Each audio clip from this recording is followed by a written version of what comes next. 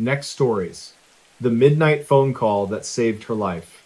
It was a winter night in the Bitterroot Valley of western Montana, the kind of cold that stiffens breath into silver and makes porch steps protest with tiny cries. In a rented cabin outside the town of Hamilton, tucked between cottonwoods and a creek sealed in dull ice, Ione Merriweather sat at a narrow pine table with a half-finished letter and a cup of black tea gone cool. The clock on the wall ticked like a faraway metronome. She rubbed the heel of her palm across her eyebrow and tried to find the next sentence. Outside, the wind moved cautiously through the trees. A plow grumbled on the distant highway, then faded. A coyote called once and was answered by another, then the night stitched itself shut again. Ione reached for the mug, grimaced at the chill taste, and glanced at the oven where a slice of apple pie waited beneath a loose tent of foil. She had told herself she would not eat it. She told herself she would sleep before 1. She told herself many things. Before we begin, tell me, where are you listening from, and what time is it there? She was 32 and between lives. The move from Spokane to Montana had been abrupt, the result of a downsized nonprofit and a relationship that had turned into two courteous strangers sharing a calendar. She had taken a temporary job cataloging land use records at the county archive, which kept her immersed in maps and signatures and the quiet logic of deeds. The cabin was cheap because it was isolated and old, and the owner had warned her. Drafty, you will hear the wind, he had said. But it is an honest wind. She set down her pen and listened. The honest wind seemed to be asleep. The letter was for her sister Sable, who lived in El Paso with twin boys and a border collie that yodeled. Ione wanted to write something steady and reassuring. I am fine. The mountains are large enough to lean against. The work is dull in a kind way. The people at the archives say hello without trying to enter your life like an uninvited guest. She wanted to say she felt temporary, but not in danger. She wanted to say she was learning to like the sound of her own name spoken out loud in an empty room. On the table lay a little stack of things that did not belong to her life yet, but might. A flyer for a community potluck at the Grange Hall, a business card for a place that fixed cracked windshields, a folded trail map with a crease right through a lake named Lost Horse. She touched the map as if smoothing it could also smooth everything else. The phone lay face down beside the tea. She had turned the ringer off at sunset. Too many scam calls had trained her to expect intrusions, and she guarded the hours after 10 like a fisherman guarding a quiet cove. She liked the hush of that choice. In the hush, she felt small and exact, a needle in cloth, a thread pulled clean. The oven, warm from the pie, clicked as metal settled. A thin whine threaded the cabin. She assumed it was the wind curling through the chimney. Midnight slid its pale hand across the roof. At 12 minutes past midnight, when the night feels like a held breath, the phone buzzed against the wood with a low insect murmur. Ione flinched. She had forgotten to set it to silent all the way. She reached for it, meaning to flip it over and ignore whatever nonsense had found her number, then froze when she saw the name glowing through a faint smear of tea. Deputy Calder Boone. She had met him 2 weeks ago at the archive when he came to pick up survey plats for a property dispute. He was quiet, brown-eyed, with windburned cheeks, and the kind of politeness that seemed carved by habit rather than show. He had asked if the old indexes were as bad as people said. She had laughed and told him the bad was consistent, which made it almost good. They had spoken for maybe 5 minutes. He had left a card with a number in case, he said, she ever needed help out by the creek, where cell towers sometimes played shy. Now, his name pulsed on the dark screen. Her stomach made a small, ridiculous leap. She swiped to answer. Ione, he said. His voice carried urgency wrapped in calm. Are you at the cabin right now? Yes. She pressed her palm against the table as if to hold the room steady. Is everything all right? Listen, he said. There's a wildfire flare-up on the ridge west of you. It's not large, but the wind shifted and we've got concern about embers. We're contacting folks along the lower creek. Can you step outside for a moment and tell me what you smell? A laugh almost rose and fell away. It was winter. Fire season was months behind them, yet in the year 2019, the seasons had learned new tricks. and in Montana, even February could smolder after an unseasonable thaw. She slid back the chair and stood. The cabin swayed under her, a strange tilt that had nothing to do with wind. She chided herself for the thought and moved to the door. "Hold on," she said. "I'll check." She opened the door and was met by air so cold it felt musical. Snow edged the steps like braided lace. Above, the sky was a scatter of powder stars. The scent that struck her first was the clean mineral smell of frozen water. Then, faint but definite, came a thread of smoke. "Yes, I smell it," she whispered. "Pine smoke. Distant." "Any other odor?" he asked. "Something like plastic or chemicals." She inhaled, slow. Her breath plumed and thinned. Behind the smoke there was something else, a metallic sweetness like pennies melted on a stovetop. "There's another smell," she said. "I don't like it." "All right," said Boone. "That might be your cabin. Listen carefully. Do you have a carbon monoxide detector?" "Yes, but it's old," she said. "I was going to buy a new one on payday." "Is it chirping?" "No." He exhaled once, as if calculating. "I want you to do this right now. Hang up, call 911 from outside, and wait for firefighters. Do not go back in. Carbon monoxide can make you sleepy before it makes you sick. Your oven was on earlier, wasn't it?" A blush of shame touched her cheeks. "I baked a pie," she said quietly. "Left the oven door open for warmth. The landlord said it was fine." "I know folks do that," he said, his tone neither scolding nor permissive. "But if your chimney draw is funny tonight and embers are in the air, you could have a backdraft or a blocked flue. Please, Ione, outside. Now." Her eyes stung, not from smoke, but from the sudden awareness that the room behind her had held a hidden river with her name in it. She stepped onto the porch, phone clamped to her ear. "I'm out," she whispered. The stars looked like nails hammered into the black. "Good," he said softly. "Stay where you are. I've already called it in. I'm on my way too, but the engine will get there first." The line clicked and went dead because she had followed instructions and dialed 911. Her voice to the dispatcher sounded to her like a voice thrown across a field. She gave the address, the landmarks, the description of the smoke smell, and the faint metallic sweet. The dispatcher told her help was coming from town. "Stay out of the house. Stay on the line if you need to." She thanked the voice and ended the call because she wanted both hands free to hold the night. The cabin windows glowed with the mild gold of a lamp she had left on. The glow looked harmless, like kindness. She knew better now. She wrapped her scarf tighter and tucked her chin. In the creek bed, a fox moved along the ice with the poise of a thought. She tried to focus on that. She tried to focus on anything other than the what if that yawned at her feet like a ditch. Minutes passed. She could not count them and did not want to. In the distance came the small, urgent harmonies of a siren. She put her hand against the porch post and murmured thank you to whatever thread had led Boone to call at that precise slice of night. She imagined him in a squad truck staring at a map, chewing the inside of his cheek, frowning at wind readings, dialing her number because something in his chest said, "Do it now." The engine turned into the drive with a bustle of light. Two firefighters stepped down, steam lifting from their mouths. Their names were embroidered over their heavy coats. R. J. Pickett, L. Havilar. They were both younger than she had expected. Their faces were intent without being hard.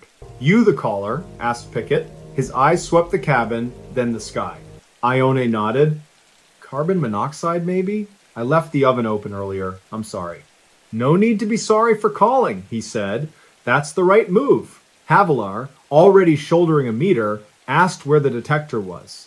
"Kitchen," said Ione, feeling foolish as she pointed at the door like it was an accusation. The firefighters slipped inside in a practice sequence, propped the door, and began. Cold air poured across Ione's ankles.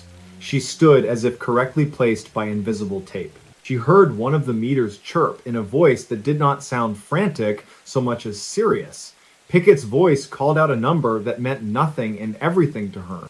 Then came the scrape of a window sash and the clatter of another. The cabin exhaled. After a long minute, both firefighters emerged, and shut the door with a gentleness that surprised her. "You did the right thing," Pickett said. "Levels are high. Your flue is blocked. Looks like a little ember drifted down and lodged where it met some creosote, then the wind did its strange dance. We found the detector on a shelf with the battery pulled halfway, probably chirped at some point and got silenced. Happens." Ione blinked. "I was there at the table," she whispered. "I felt sleepy. I thought it was just the hour." "That's how it goes," Havilar said. Soft as sleep. "Lucky," he called. As if summoned, a county truck pulled up behind the engine, and Calder Boone stepped into the headlight spill. He wore his uniform under a quilted jacket. Snow salted his hairline.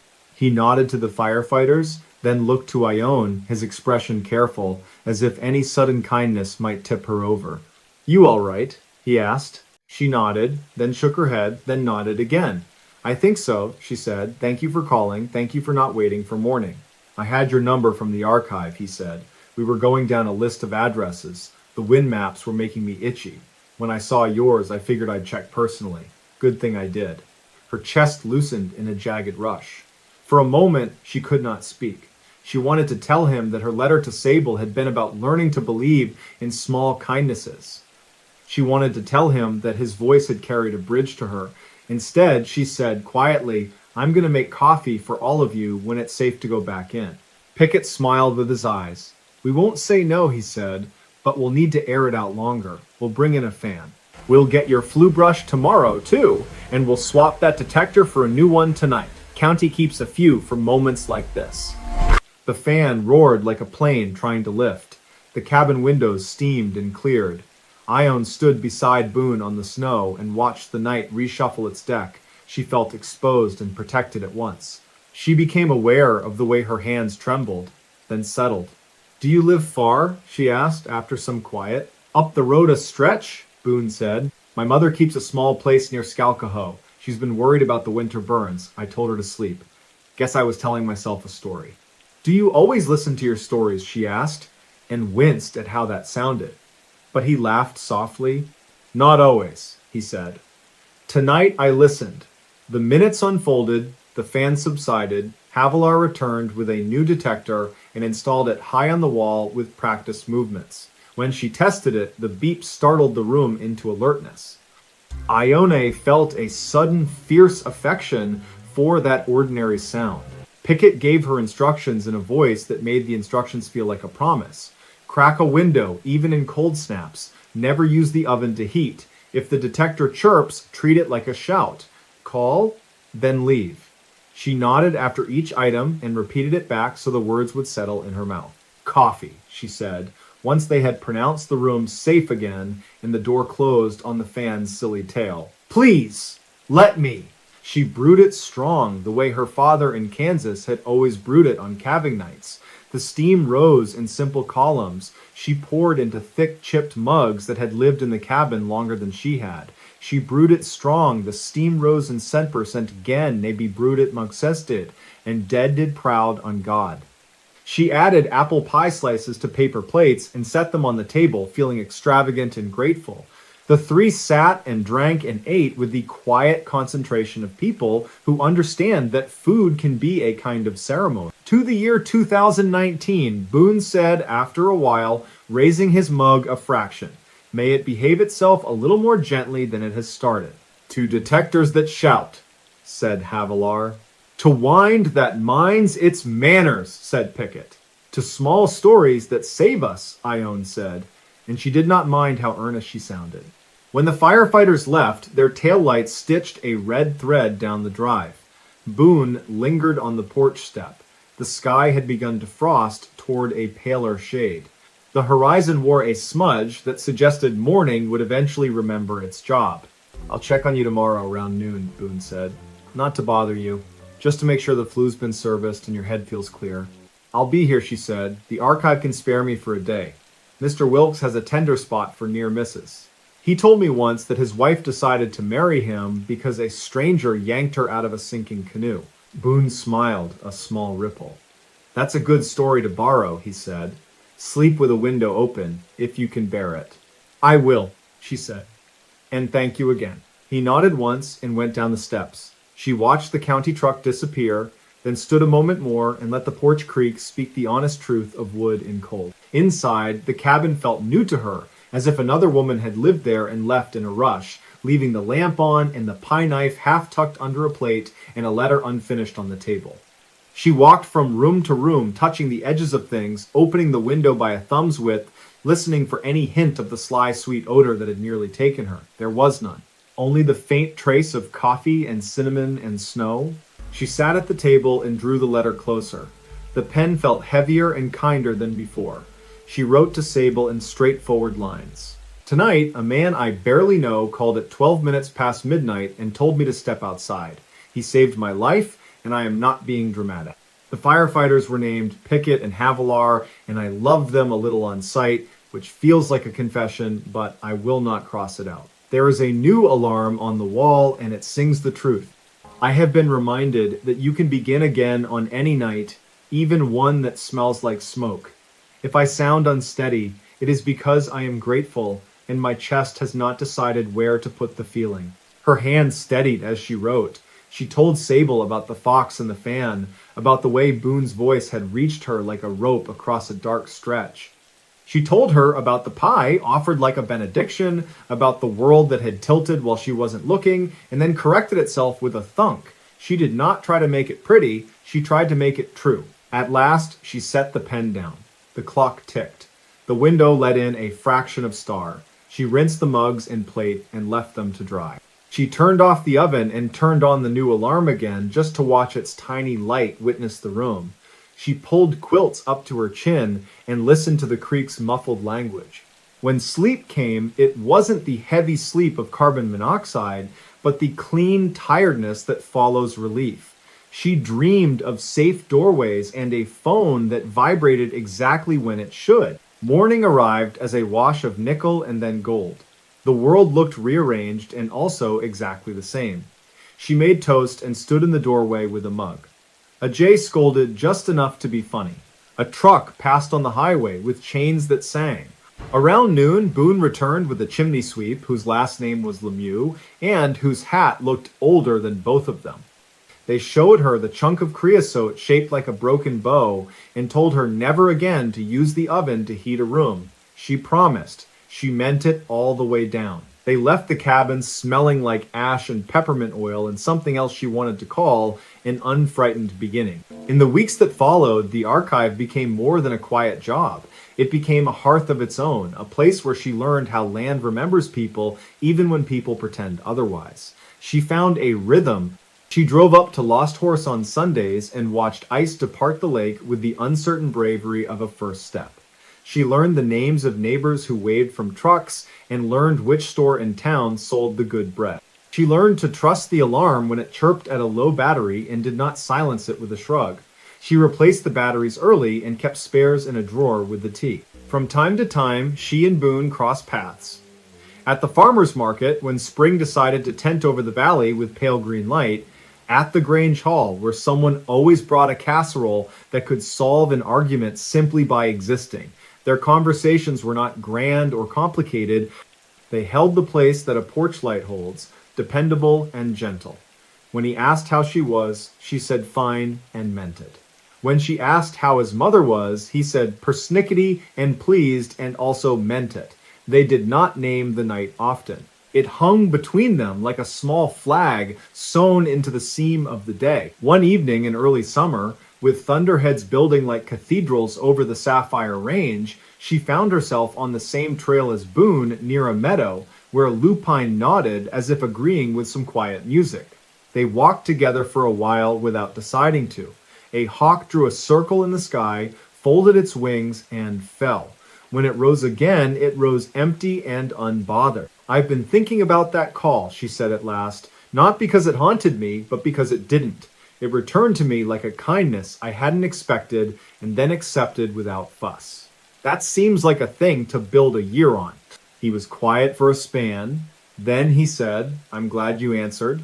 Sometimes the phone rings and nobody picks up, and I get to a driveway too late, and the night has already made its choice. It's a strange job carrying those choices in my pocket. You carried one for me, and it emptied itself like a pail, she said softly. I don't know how to thank you for that without making it heavy. Light is fine, he said. Light is best. They reached the edge of the meadow and turned. The Thunderheads hoarded their electricity and then chose to share, but not yet. The smell of rain walked ahead of the rain like an introduction. Back at the cabin, much later, Ione stood in the doorway again with a mug and no fear of the oven and a gratitude that did not need to be narrated. The alarm sat on its wall, trilling a small test song once a month at noon, and when it did, she smiled. She had hung a photograph of the creek by the table, taken on a morning when the water wrote blue cursive over stones. The letter to Sable had been mailed. A reply sat on the counter with 2 crayon drawings of a collie who looked like a parade. That night, as lightning stitched briefly from ridge to ridge and the smell of rain became rain, the phone lay face up on the table. It did not buzz. It did not need to. The cabin breathed evenly. The wind kept to its honest work. Somewhere a fox praised the dark in its own language. And when she finally turned off the lamp, the room held her the way a well-made chair holds a tired person, not gripping, not insisting, only steady. The midnight phone call had already done what it came to do. It had opened a door at 12 minutes past midnight and asked her to live. She had stepped through and closed it gently behind her. And outside the thin drape of the rain, the mountains stood where they had always stood, old companions in no hurry to explain anything at all. Next stories. They found remains under the haunted playground. The first report came just after dusk, when the cicadas were lifting their dry chorus, and the little green ball lying under the maple looked brighter than it should. Maria Qualls, who had walked past the playground behind Hibbard Elementary for years, called the non-emergency line and told the dispatcher that something was wrong with the ground under the seesaws. It had a sound, she said, a hollow breath, a thud like a door closing far away. By the time the sheriff's cruiser eased into the gravel lot, the sky over Hornbeam County, West Virginia, had taken on the bruised blue of late October. It was the year 2015, a year that still felt new to Maria because her husband had died in late spring, and everything afterward had a ring of strangeness, like the world had been moved half an inch to the left without telling anyone. Deputy Thaddeus Crow stepped out of the car and tipped his hat. He carried the patient smile of a man who had been called to the same playground for teenagers drinking, for owls mistaken as prowlers for a nest of hornets that turned out to be an irritable teacher stapling flyers to a board. "Show me," he said. Maria led him past the flaking merry-go-round and the swings that sang on their chains even in the gentlest breeze. She was slight and barefoot, the kind of person who wore grief like a sweater. When she reached the seesaw, she didn't climb onto the plank. She simply lifted her hand, palm down, and held it over the dirt, the way you test for heat on a stovetop. "There," she whispered. "There, listen." At first, there was only wind and the faraway hush of tires on the county road. Then the deputy heard it too, a cough of air, a hollow thump, the faintest scrape. He told himself it was probably a muskrat tunnel caving in or an underground pipe settling. But he knelt, pressed his ear to the earth, and felt the ground answer with a dull heartbeat. Enough to make him call the sheriff. Enough to keep them both there, breathing shallow, while the sun went down behind the cedar line and the first stars needled through. The sheriff, Callum Breck, arrived with a second cruiser and a pair of portable floodlights. Callum was a broad man with a careful manner and a fondness for coffee that smelled like burnt caramel. He listened, nodded, and said they would need the maintenance supervisor from the school district to authorize any digging. Rules were rules. Maria was not a woman to press her luck, but she stepped forward and spoke quietly. "Sheriff," she said, "there are children who play here at First Bell. If something is alive down there, it will not last the night." The wind pushed through the ornamental grasses and set the swing chains clinking, little metronomes in the dark. The sheriff hesitated for only a breath. Then he signaled to Deputy Crow and set the floodlights on their stands. He told the deputy to fetch shovels. He radioed the dispatch and said, "Send Calhoun Voss if you can reach him. The maintenance man will want to know what we are doing, and if we find a busted pipe, I will need his help." The playground had been built in the year 1973, when the town was flush with mill money and believed that future decades would be an easy downhill coast. The slide was steel and the seesaw was heavy oak, and the family who donated the money asked for no plaque. There had been whispers for years, of course. Any place where sunlight and laughter gather will cast its own long shadows. Teachers said the ground there was always a touch colder. Children said a dog sometimes appeared under the slide and then vanished.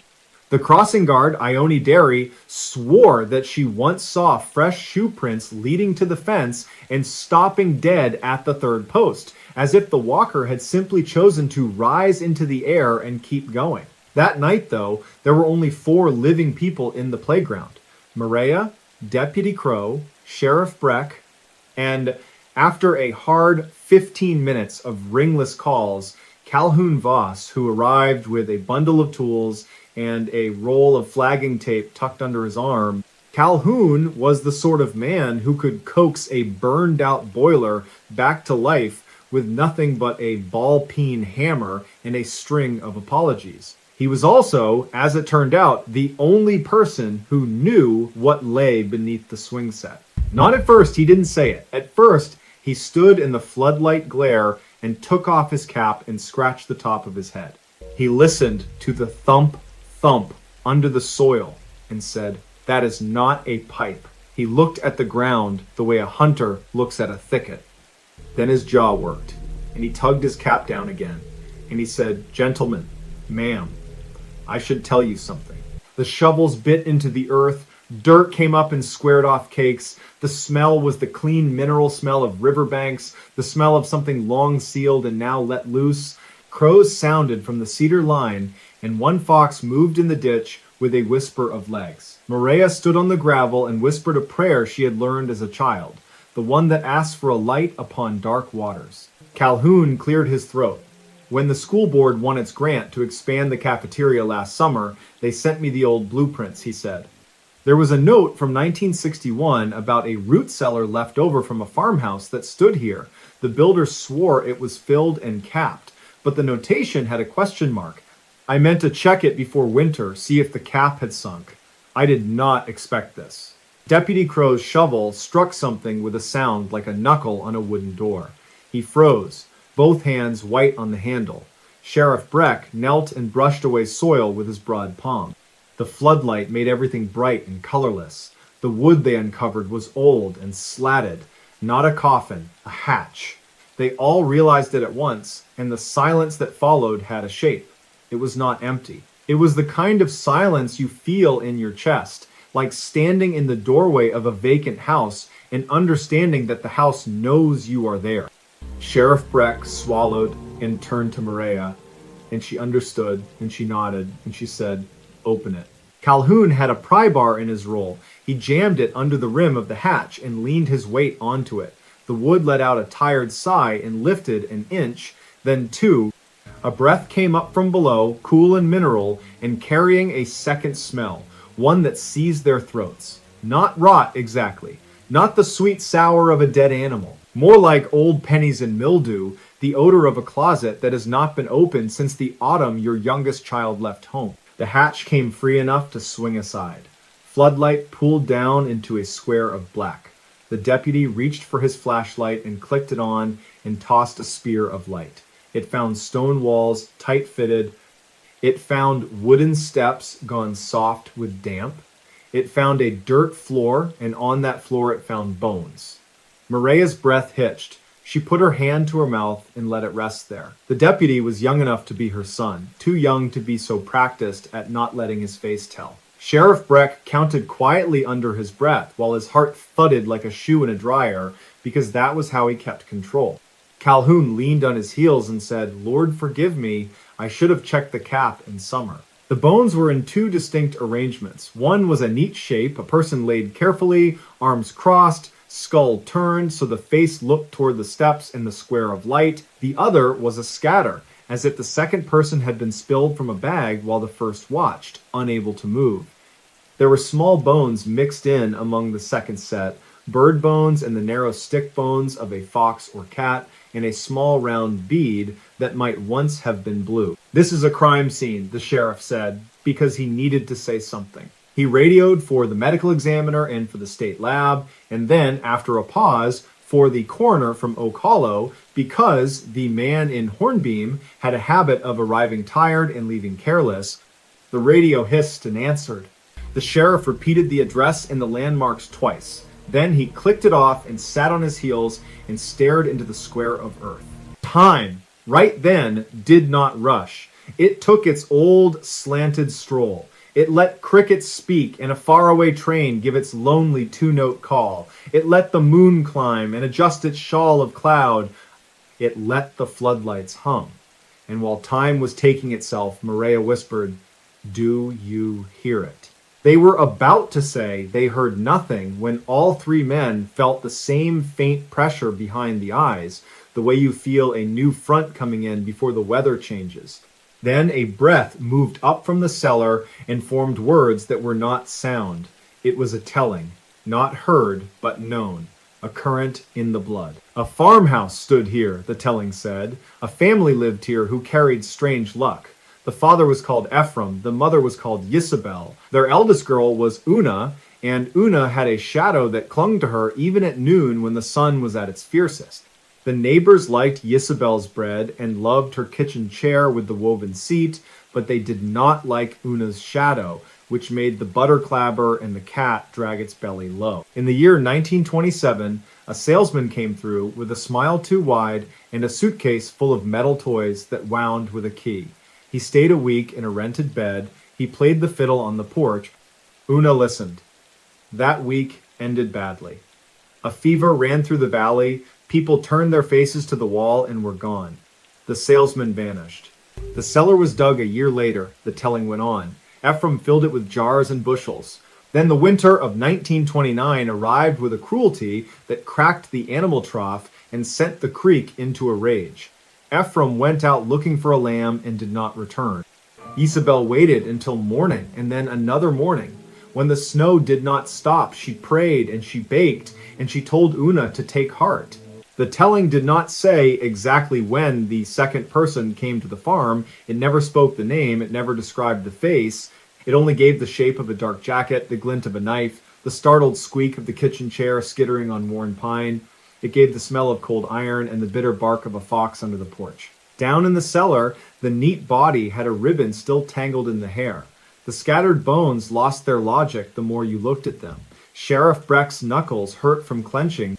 Deputy Crow made himself breathe slow, in through the nose, out through the mouth, the way his grandmother had shown him when nightmares came. Calhoun Voss stepped back, turned away from the square, and threw up into the grass. He wiped his mouth on his sleeve and whispered a prayer with no words in it at all. The medical examiner did not arrive until past midnight, which was, if you trust such things, a mercy. In that interval between discovery and official presence, the four of them stood and sat and leaned at the edges of the playground and listened. And the telling kept telling. When the school district bought the land in 1961, it found the house already fallen in on itself and the cellar capped with timber and pressed clay. Men who were paid by the hour, shovel by shovel, filled it, quick to finish, quick to forget. The playground was laid out with good intentions and county paint. Children clambered and slid. Teachers drank coffee and watched a hawk ride a thermal over the cedar stand. Sometimes a child suddenly cried out for no reason anyone could see. Sometimes a little green ball rolled from under the slide with nobody there to push it. The examiner's van pulled in with a sigh of gravel. Two people climbed out, Leda March and her assistant, a quiet man named Peregrine Hollis, who wore gloves like a second skin. They moved with careful purpose, brushing, bagging, photographing, measuring. Leda had eyes that never flickered, not even when stories tried to lay their weight on her. An old trick she had learned in Charleston, where the dead crowded closer. "These bones have been here a long time," she said. She did not write a year. She did say that the longer, neater set belonged to a young woman in her late teens or just past it. The scattered set, she said softly, was peculiar. She would know more later, but her first sense was that some pieces did not belong to the same person. There were two right ulnae. There were teeth that did not match the jaw. There was a patella that looked, for all the world, like it had been carried in from elsewhere and dropped. "We will take them," she said.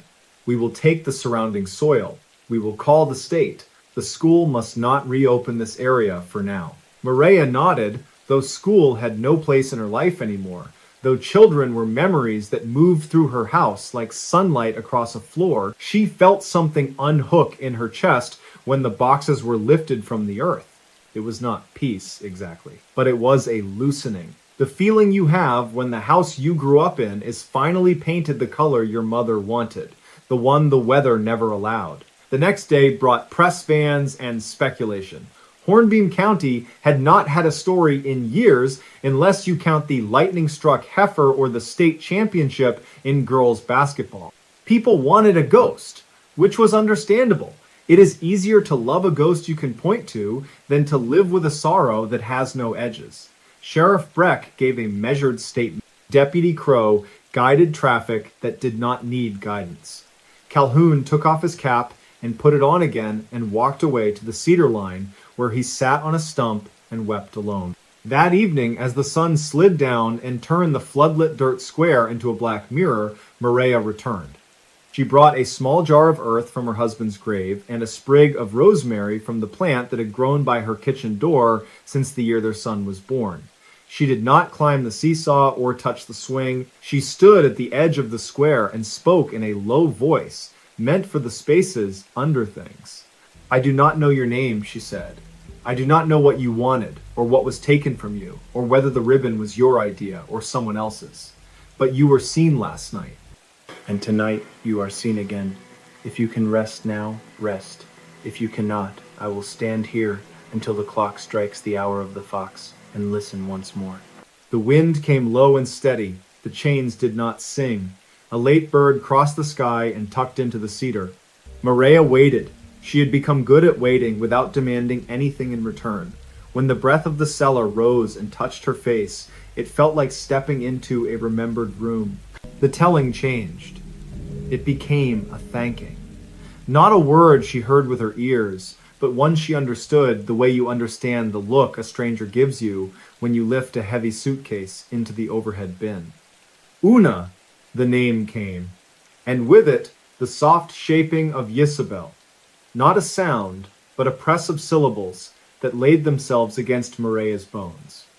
She saw, in the mind's corner, where things appear when you do not try to see them, a ribbon the color of late strawberries, a kitchen chair with a woven seat, a hand lifting a hatch, and another hand touching that hand and saying, in a voice that held no fear, "We are together now." Then the telling drifts were gone.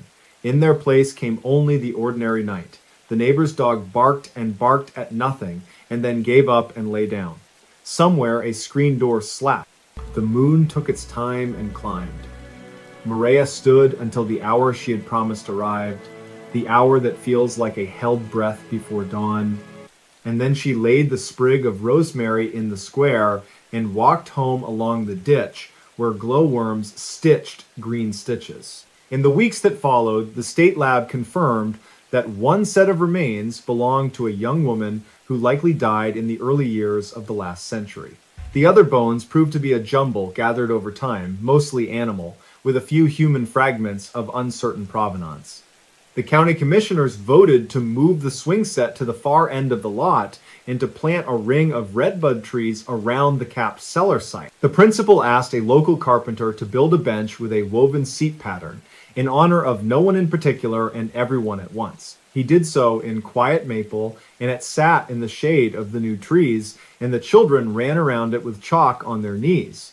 There were still stories. You cannot take stories away from a place any more than you can empty a river by cupping your hands. Some evenings, if you stood by the cedar line when the dusk was gray and kind, you could hear, or you thought you could hear, the faint rasp of a fiddle followed by the steadier sound of bread being sliced on a wooden board. Calhoun Voss stopped chewing gum, and he carried peppermints instead. Deputy Crow married a nurse from Oak Hollow and had a daughter he named Illyria because he wanted her to have a name nobody else shouted on the playground. Sheriff Breck began to drink tea after a certain hour because coffee kept his hands shaking.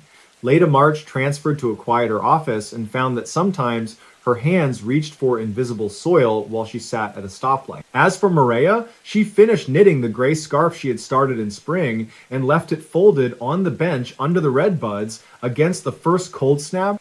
When she passed the playground at first bell on a bright Monday, she noticed the children hesitated at the edge of the ring of trees, and then in ones and twos stepped inside to sit and tell each other jokes. Their laughter bounced off the stone of the school and into the sky like lime green balloons. She did not walk that way at night anymore. Not because she was afraid, but because the listening she had promised had been completed, and it is ungenerous to listen beyond the appointed time. On the anniversary of the night the hatch was opened, she walked to the small cemetery by the creek with a paper bag of apples. She left them under the old oak, where hunger sometimes passes. She said the names the telling had given her very softly, not because anyone needed to hear, but because names are the first and last things we carry. Next story. Trapped in the haunted cave for days. An American account from the Ozark backcountry in the late autumn of 2019, the first cold front of the season slid over northern Arkansas and turned the hardwoods the color of banked embers. By the end of that week, the wind moved in long inland breaths, drawing leaves across County Road 37 and rattling the cattails in the ditch. I was driving my old slate-colored pickup toward the Boston Mountains, past farms with tin roofs and rusted propane tanks, toward a limestone ridge the locals called Sparrow's Spine. Folklore in these hills travels farther than cell service, and I had come to write about it. I was freelancing then, living from one assignment to the next, nursing a quiet hunger for stories that could hold a room the way a hymn holds a chapel. Before we begin, tell me, where are you listening from and what time is it there? My name is Lysander Pike. People call me Pike. I never sought out ghosts. I preferred the living. But a tip had landed in my inbox about a cave above a dry creek bed. A cave that took and kept things. A cave that talked when the wind was off the river and the hollows were still. The note had been signed only with the name Thaddeus and a cross street in Kingston where I could meet him. He never showed. He sent one last text that read, "Simply go before the hunters wake the ridge, and then silence stretched like wire. I went anyway. Pride can be a poor lantern." I parked at the trailhead just after daybreak on a Saturday, mist in the low ground and a hawk riding a bright seam of air. The signboard, riddled with 22 holes, warned about karst hazards, sinkholes, sudden drop-offs, flash flooding. A violet ribbon was tied to the post, as if someone had left a reminder for themselves and never returned. I should have been discouraged. Instead, I shouldered my pack, clipped my headlamp to the strap, and walked until the gravel turned to bare rock, and the bare rock turned to dead leaves that whispered with each step. Sparrow's Spine is a long ridge, honeycombed and hollowed by old water that has long since moved elsewhere. The entrance to the cave did not look like a mouth, so much as an eyelid half closed against the light. I had expected a tourist cave with handrails and a kiosk. What I found was a bruise in the earth, a shadow where no shadow should have lingered. The air at the threshold cooled my sweat in an instant. Beyond it, the world tightened and thinned. The first chamber was low enough that I had to bow, then crawl, and then blessedly stand. Moonbird Cave, the old men at the feed store had called it. No map, no tours, a dry system most of the year, they said, except when it was not. Bring a buddy, they advised. I did not. I had a tripod, a small recorder, a thermos of coffee, a packet of jerky, a notebook, a pen, and the confidence of a man who had been lucky too many times to believe that luck was finite. Inside, sound changed its mind about what it wanted to be. Every step made a small thunder. Every breath carried farther than it needed to. I clicked on my headlamp, then my backup light, and the walls sprang forward, racked and pitted and damp. The floor was a history of water written in ribs of limestone. A faint smell of penny metal threaded the air. I said my name out loud because I once read that if you want to stay anchored underground, you should tell the dark who you are. Lysander Pike, I said, and my voice came back in tatters. Present, I added, because that felt necessary. I moved deeper. Time lost its usual close. There were no sunbeams to cut the hours, only the steady drip from the ceiling and the patient hush of unseen chambers ahead. After what might have been an hour or only a long breath, I found a place where the ceiling rose and the room widened. A tumble of breakdown stones made a rough staircase to a second level. Off to my left, a passage narrowed into a keyhole slit. Wind stroked my cheek there, cold as a hand washed in creek water. The recorder in my pocket vibrated. Without thinking, I pulled it out and pressed record. The red dot ballooned. At first I heard nothing but my own breath and the hiss of the lamp. Then it came, as soft as lint, a voice tucked into the breeze. Not words, not yet, a cadence. A sort of syllabic reaching, as if someone were trying to speak with a mouthful of sleep. The hair along my forearms lifted. I tilted the microphone toward the slit and waited. The wind deepened. Something like a name threaded through the air. Thad, Thad, Thad. I swallowed. Thaddeus, I whispered, and the cave returned one long thaw, like a string being pulled through a ring. If this was a prank, it was exquisite and cruel. If it was geology, it was a coincidence wearing a mask. I told myself I would gather a minute of room tone and go. I told myself I would not wedge my shoulders through that aperture. I went in anyway. The keyhole shaved my jacket and grated my belt buckle. The limestone kissed my ribs. I exhaled and slid, held my breath, wriggled, then fell 2 body lengths into a sump of cold air where the floor dropped without being polite about it. I landed hard on my left side, breath gone, headlamp skidding into a wedge of stones where the beam pinned itself on a stalagmite like a pinned moth. The sound I made was small and embarrassing. I lay there, tasting copper, and let my breath find its way back to me. When I tried to stand, my ankle buckled. I sat again and cursed, then laughed, because laughter sometimes convinces pain that it is not welcome. My headlamp was still shining. My backup light was around my neck on a cord. My pack had stayed with me. My radio, which I had not charged as carefully as I should have, was clipped to the strap and blinking a sullen amber. I checked my ankle. A sprain. I could put weight on it if I made a bargain with myself about the pace. I gathered my lamp. I gathered my pride. I gathered the little recorder and listened. The cave was speaking in its sleep again, the same reaching, the same soft TH sounds, as if stone had learned how to whisper through missing teeth. I meant to reverse my route, but the fissure I had slid through had become another fissure, then another. The tight throat that had admitted me became a dozen throats wearing the same expression. I tried one, then another, then a third, and came back to the same room where my scuff marks crossed themselves like a bad signature. Heat rose under my jacket. Panic tends to oversalt the soup. I sat on my pack and drank coffee from the thermos. It had gone lukewarm, but it steadied my hands. I told the dark who I was again, not because the dark needed to know, but because I did. Lysander Pike. Present, I said, and I added, not lost yet. My voice cracked on the last word. The recorder caught it. I searched for high ground. Caves are maps that refuse to be folded the same way twice.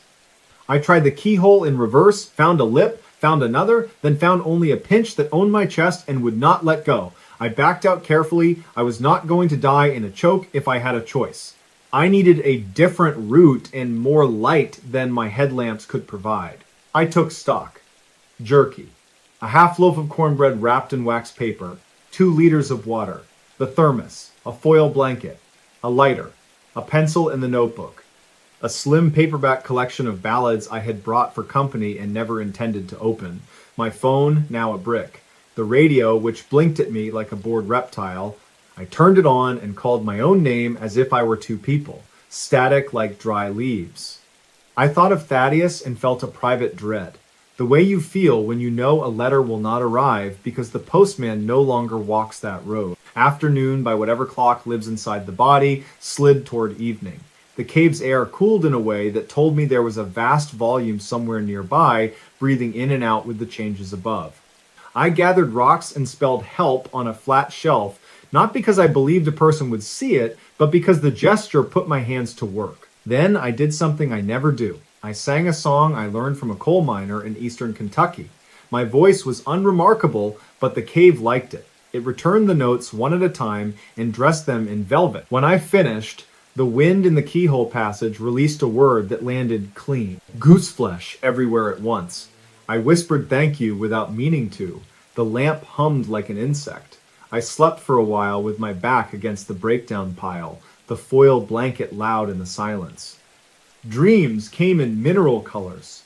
I woke unsure whether seconds or hours had passed. Hunger pressed the edges of my temper. I ate a small square of cornbread and a curl of jerky, then drank a careful mouthful of water. The second day was a braid of trial and error. I marked with pencil every stone I climbed, every ridge I slid along, left arrows on damp surfaces, and dripped coffee to stain the floor where the pencil could not find purchase. The room sprawled into rooms. The keyhole gave way to a trench. The trench stepped down into a vault, where the ceiling was night and my lamps were starlight. In the vault, something waited. Bones rested in a pocket of dust, not arranged, not scattered by predators, but set aside the way a man sets aside his hat before sleep. A tin canteen, pitted and mended with solder, a blackened pipe, a scrap of blue cloth that had once belonged to a shirt and remembered a shoulder, a name scratched in the limestone with a nail or a luckier rock. Thad. The letters were deep, the way a person carves when they do not plan to leave quickly. My throat closed. I touched the T, the H, the A, the D, and found the edges dulled by time.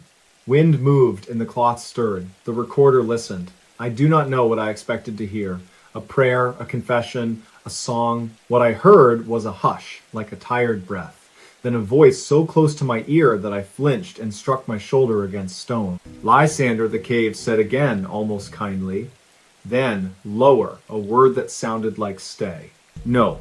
I said out loud, and the word fled in a panic that felt like my own.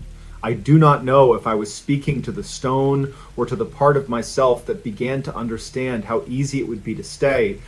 Underground there is a mercy. There are no bills, no deadlines, no questions about whether you wasted your luck or squandered somebody else's patience. There is only yes and no, breath and no breath. I tied the blue cloth around my wrist and stood. The radio crackled once like a match. A voice arrived, faint as ash. Search and rescue, the voice said. Identify. I sat down hard. My own name felt extravagant. Lysander Pike, I said. Moonbird Cave, Sparrow's Spine, north of Kingston. Sprained ankle, diminishing light. Food for a day and a half if I am careful, water for maybe 2. I do not know the time. I am not sure how far in I am. I am not alone. The last sentence left my mouth before I could censor it. Static returned. Then, the voice. Clearer. Repeat last, the dispatcher said. Are you with a second party? I looked at the bones in the canteen and the quiet blue cloth tied to me. I closed my eyes. Negative, I said. Not a second party, just an impression. I am sorry. Copy, the voice said. Stay put if you can. We will stage at the trailhead. Do you have 2 light sources? Do not move into unmapped passage. Conserve your battery. We will call again. The radio went empty. The cave exhaled. My ankle throbbed the way an old grudge throbs. I propped my foot on my pack and breathed through the hurt. For a while, I talked to the person whose pipe had been left behind. Thaddeus, I said, and the cave tried to repeat it and failed, because caves have no tongues for the D sounds. I told him what I could see, which was my way of reminding myself what was real. I made a list of sensory facts, as if writing a grocery list to anchor the afternoon. The air was colder in the vault than in the trench. The rock wore mineral beards. The chalk line of a fossil shell curved along a ledge like a secret smile. Far away, water traveled inside the walls, steady, patient, sure. I slept again in fits, woke with my mouth full of the taste of old pennies. I dreamed of a boy lost in a wheat field, his mother calling his name until her voice wore thin. I dreamed of a mineshaft prop blowing apart, of men counting their friends when they came up and finding the count incomplete. I dreamed of the radio as a chapel bell. The third day, when hunger became a new religion and thirst took 1/10 of my patience per hour, the cave started to show me its temper. A rush of air came down the trench, as if somebody had opened a door in a big house. Pebbles skipped. A thin trickle of dust sifted from the ceiling and coated my tongue. I swallowed and tasted the past. My lamps burned old. The backup light grew jumpy as a fevered animal. I rationed both and used them in shifts, listening to my own heartbeat when the dark settled in like a large, soft animal. I thought about the first story I had ever written that mattered, about a tornado that passed over an unincorporated town at 3 in the morning and left a loaf of bread uncut on a kitchen counter where there had been no kitchen. I thought about the preacher who told me you can bless a place by speaking gently to it. I thought about a girl named Ione who once told me that there is a difference between being alone and being solitary. Alone, she said, is a bruise. Solitary is a stone warmed by your own hand. I wanted a stone I could warm. Instead, I had limestone, cold and indifferent as a ledger. The radio cracked again. The voice had changed. A woman this time, steady and brisk. Lysander Pike, this is Deputy Marigold Tiller with the Madison County Sheriff's Office. We have 2 teams on the ridge and a third at the lower hollow. We need you to speak every half minute for the next 5 minutes. Use the word lantern. We will listen for your voice and for any resonant frequencies. If you can strike metal on rock, do that as well. Lantern, I said, and the word traveled until I could hear it, returning from places I had no wish to meet yet. I struck my canteen lighter than I remembered it, against a knob of stone. The cave took the ring and tuned it like a piano wire. Lantern? I said again. Softer, so the echoes would not step on one another. Lantern? A pause. Lantern? Good, Deputy Tiller said. Again.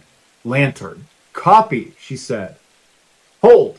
I held. Time settled on my shoulders like an unfamiliar coat. I counted my breaths and lost track and started again. I thought of sunlight as an action verb instead of a thing. I ate the last of the cornbread and saved the last of the jerky for when the tremor in my hands became unignorable. In the vault, the air changed. The blue cloth at my wrist lifted once like a gesture of acknowledgement. Voices came next, too faint to claim at first, then braided with static. Hold your place, Mr. Pike, a man said, voice disembodied, a little hollow. We think we have you on the right flank. If you hear 3 whistles, respond with 2. I listened. The cave listened with me. Then, ghost thin, 3 shrill chirps stuttered across the vault. I brought my fingers to my lips and blew 2 whistles as best I could. They were small and apologetic. The cave gathered them up and returned something like courage. Good, the man said. Again, 2 whistles, silence. Then a boom somewhere far off that might have been a stone moving where stones ought not to move. The radio hissed. Deputy Tiller's voice crossed the hiss like a stepping stone. Mr. Pike, we have a barometric drop and radar shows a pop-up cell on the county line. If water enters the system, we will have to pull back. We are pushing 1 more team toward you. If the water finds you first, climb. Do you copy? Climb if you feel any draft change. Get as high as you can and tie yourself in if you have any cordage. We will not risk the team in a surge. Do you copy? I copied. My mouth had gone chalk dry. The word climb found very little to hold on to inside me. My ankle thrummed a hazard note. The wind came first, but not the friendly searching draft that brings you news from the entrance. This one shouldered in without apology. The cave spoke in a lower register. Pebbles danced. Dust fell. I swore out loud and pushed my pack beneath the breakdown lip. The bones in the alcove looked at me without looking. The blue cloth tugged at my wrist. I shouted up the trench and heard the trench answer. I limped toward the highest part of the vault where the walls narrowed into a chimney. The chimney was a rough throat. A man could braced climb it if he wanted to feel his shoulders grind into history. I wanted that. I shoved my back into one side and my boots into the other and made my way up like an awkward beetle. Halfway up, the water arrived. It was not a roar at first. It was a sound like a classroom of children whispering, then like prairie wind in a fence, then like a sudden 1,000 hands clapping once. When it rounded the bend below, it brought a smell that made me think of a river wrenching its way through winter. The first lick ran across my boot and chilled me straight through to my lungs. I climbed harder than I knew I could. My shoulders slid, my ankles shrieked, the chimney narrowed, and became kinder for a brief, blessed moment. I found a shelf and dragged myself onto it. The shelf was as wide as my hips and as long as a short child. I pressed my chest to the stone and shook. The water spoke louder now, the way a crowd speaks on courthouse steps. "Mr. Pike," the radio cried, thin, frantic. "If you are in the vault, climb as high as possible. Say lantern if you can. Say anything." "Lantern," I croaked and coughed. The words slid off the water and came back to me torn into syllables. I tied my belt around a knob and then around my waist. The shelf tilted in a way that told me it had been waiting for its moment for 100,000 years. I kissed it out of some ancient instinct. I do not kiss many things. This felt earned. For a while, there was only the sound of the flood teaching the cave a new song. In the calamitous music, a smaller voice found me. It was not Thaddeus. It was a woman's voice, distant and sure. "Hold, Lysander," she said, as if we were at a river crossing together. "Just hold." I held. The water climbed, then paused, then climbed again. It filled the trench and the lower room and licked the edge of the shelf, and then mercifully stopped as if it had remembered an appointment elsewhere. I learned then that gratitude can be as physical as hunger. I cried without sound, and the cave took the salt and made no remark. When the water went out, it left silt and a smell like wet stone. It left room, it left a clean shine on the bones. It left me shaking and breathing like a man who had run a race inside a straw. The radio came back in tatters. "We have to pull the lower teams," Deputy Tiller said.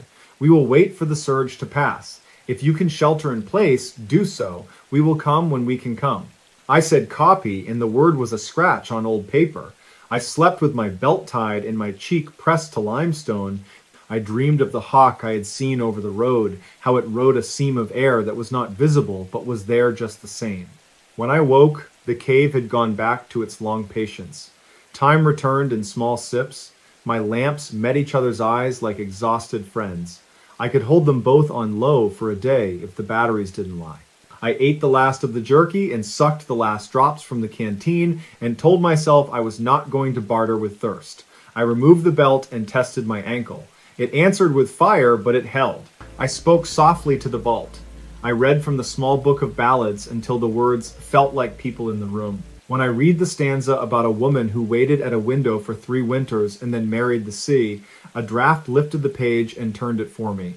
I laughed, a thin thread of sound. I think I said thank you again. If anyone ever plays back the recorder, they will hear a man who has been humbled by limestone and weather and the sound of his own name coming back to him with a different temperature. The voices returned nearer than before, not from the radio, but from the doorways of the earth. I heard the careful clink of a carabiner. I heard the slow, measured exhale of someone trying to make their breath weigh less. I heard a whisper. "Mr. Pike," a man said, voice low to keep from knocking anything loose. "If you can hear me, strike your lamp twice." I did. 2 small flares on the shelf. The light met other light and made a modest marriage in the air. A helmeted face appeared below the lip of the shelf, then another. Mud painted both. The first man had a square jaw and eyes that looked like they had been awake for a very long time. "Name's Cormac," he said. "This is Ione. We've got you." I made a sound that could have been any child's first word. I scooted forward on my hip bones. The shelf complained in a voice at the edge of hearing. Cormac reached up, clipped a loop to my belt, and set his feet in a stance that said he had carried other people out of other places, and none of them had been light. Ione steadied my headlamp with one hand and set the other on my shoulder. Her touch was specific and respectful, the way a person touches a door that is not theirs. "We're going to lower you a hair to get your legs under," she said, "because people who do this work learn to narrate as a form of mercy. Then, we're going to bring you up to this higher bench and get a harness under you proper, you with us." "Yes," I said, and the word arrived intact for the first time in a long time.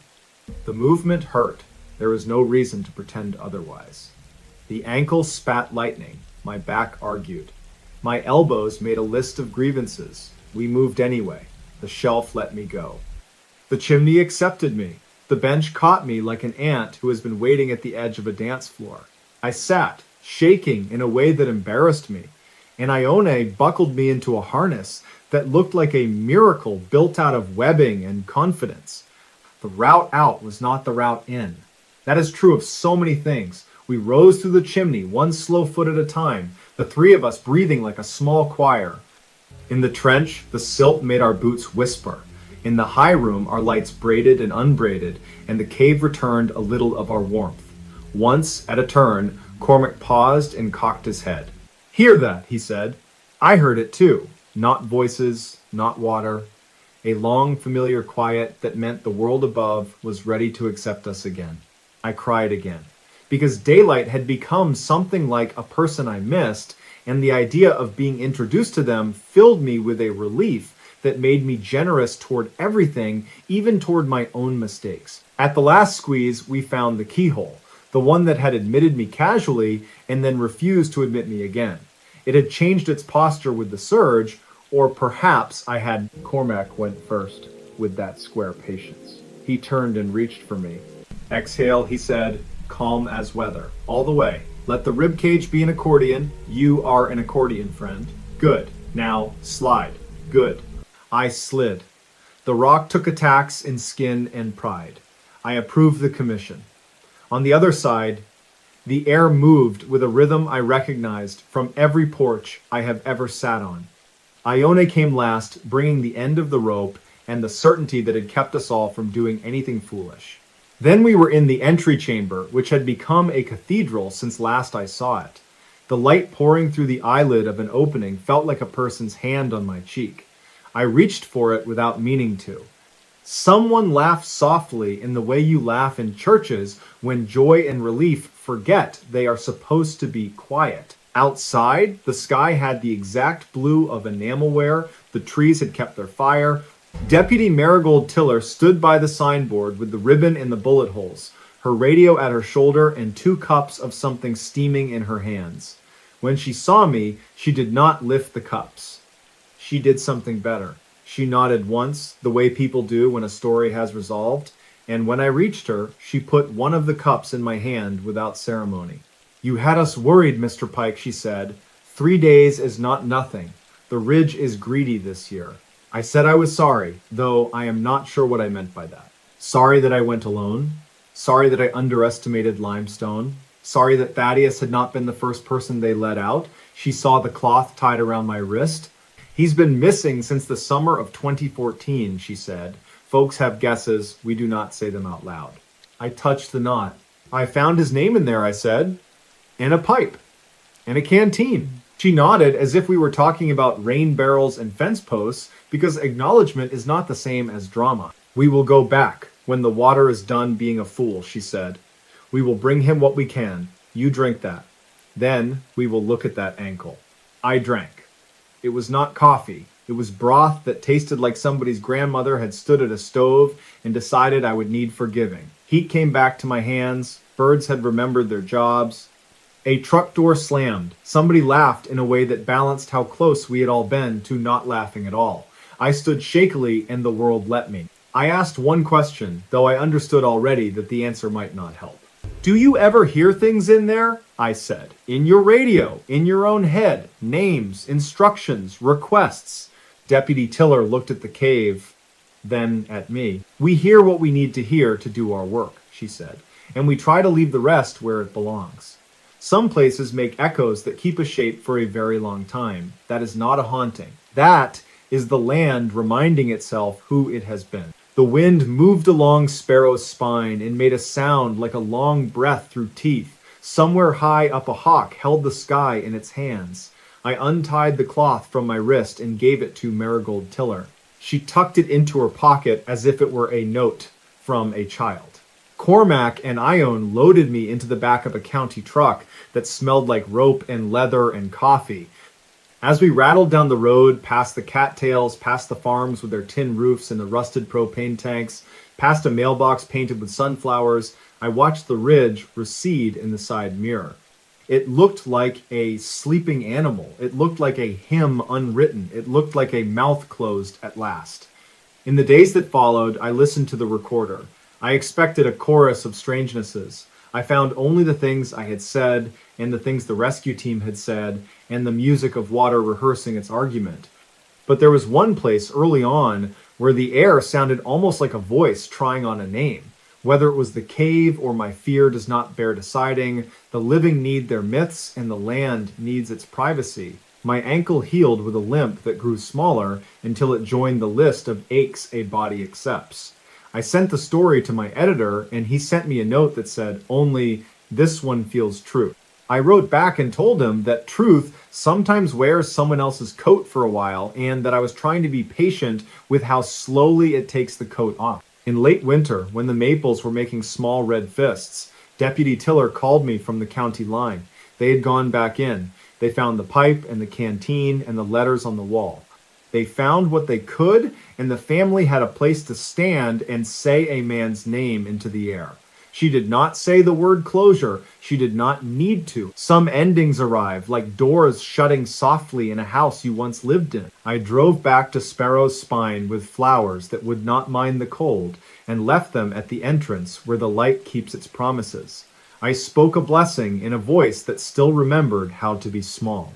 Then I turned away and walked the road back to my truck, each step louder in the open air, each breath a little less borrowed, the ridge behind me humming the last line of a song the way hills do when they decide a story has earned its quiet. Next stories. The night a missing boy was found alive in the Ashburn houses. They still call it the longest night Marrow Creek ever lived through. The town sits in a fold of Pennsylvania hills where the wind carries the river's smell and the soot of old rail lines.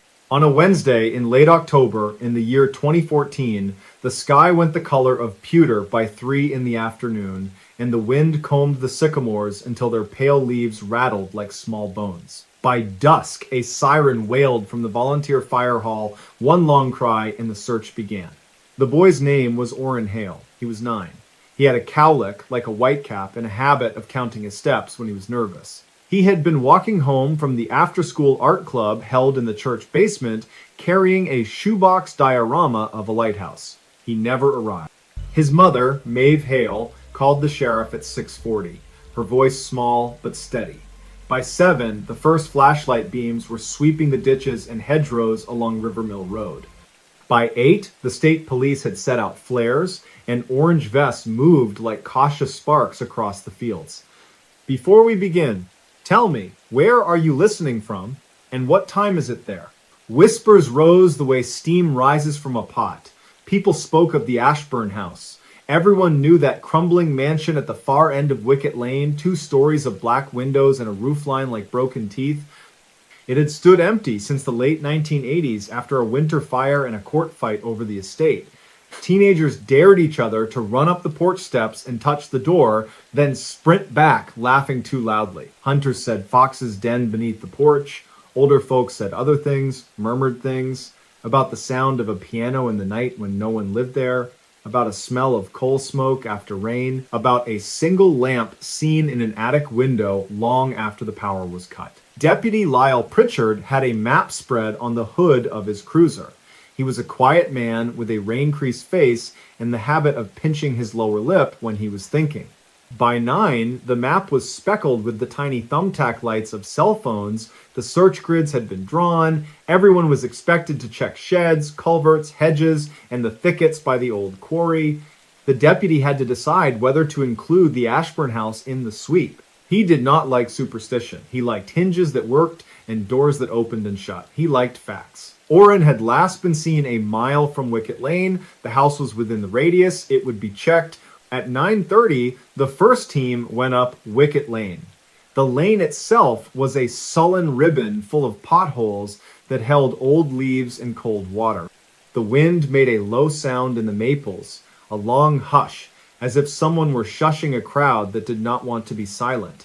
The house appeared all at once, as if the trees had been hiding it. The porch sagged. The widow's walk was missing 3 balusters. A strand of police tape from some forgotten training exercise flicked in the wind and made a dry sound like the turning of a page. Calliope Vance, a reporter from the county paper, arrived just before 10. She wore boots that had seen election nights, barn fires, and county fairs. She kept a notebook in her pocket with half the pages dog-eared. She had a way of standing still in noise, as if she could hear the quiet thing inside the loud thing. She saw Maeve Hale arrive, coat thrown over pajamas, hair pulled into a knot so tight it made the lines on her forehead shine. She saw the way the crowd parted for Maeve, and the way Maeve kept looking down as if her eyes could comb the ground for her child. Calliope crossed herself without thinking. She was not especially devout, but the night made her do it. Just after 10:15, they broke the lock on the Ashburn house. The padlock had a patina of years on it, a skin of rust the color of dried blood, and the shank sheared with a crack that sounded much louder than it should have. The door swung inward, slow and complaining, and a smell came out that made even the boldest man take a step back. It was the smell of wet wood and old varnish and something faintly sweet, like wilted flowers in a closed room. There is a moment in any search when bravado drains and procedure steps forward. Pritchard raised a hand. 2 officers and 2 volunteers moved in with lamps. Held low, the lamps made circles on the floorboards where dust had gathered like light snow. Their footsteps were careful. Someone called out, another answered. The house answered too, with all the small night noises that old wood makes when light and air enter after long absence. The foyer showed a staircase that turned, then turned again, and disappeared into darkness. On the right was a parlor with a massive cold fireplace and high formal windows. On the left, double doors to a room that had once been a music room. A harp stool stood on 3 legs, its 4th broken, and the stool leaned the way a listening person leans. The wallpaper had a pattern of silver leaves that the light could not help chasing. They cleared the first floor. They found a nest of raccoon tracks and the shed skin of a snake curled behind a radiator like a forgotten ribbon. They found graffiti under the stairs in a schoolgirl hand that said simply, mercy. They found nothing else. Pritchard turned his lamp up the stairs. They would go higher. Time hooks itself to small things. 10:30 felt like a held breath. 10:33 felt like a door unlocked in the chest. 10:35 felt like every nerve was an eye. At 10:37, a sound came down from above. It was not the theatrical bang of a shutter in wind. It was not the complaint of a loose board. It was the soft, careful sound of something set down. Light swept the landing. Dust rose in a body.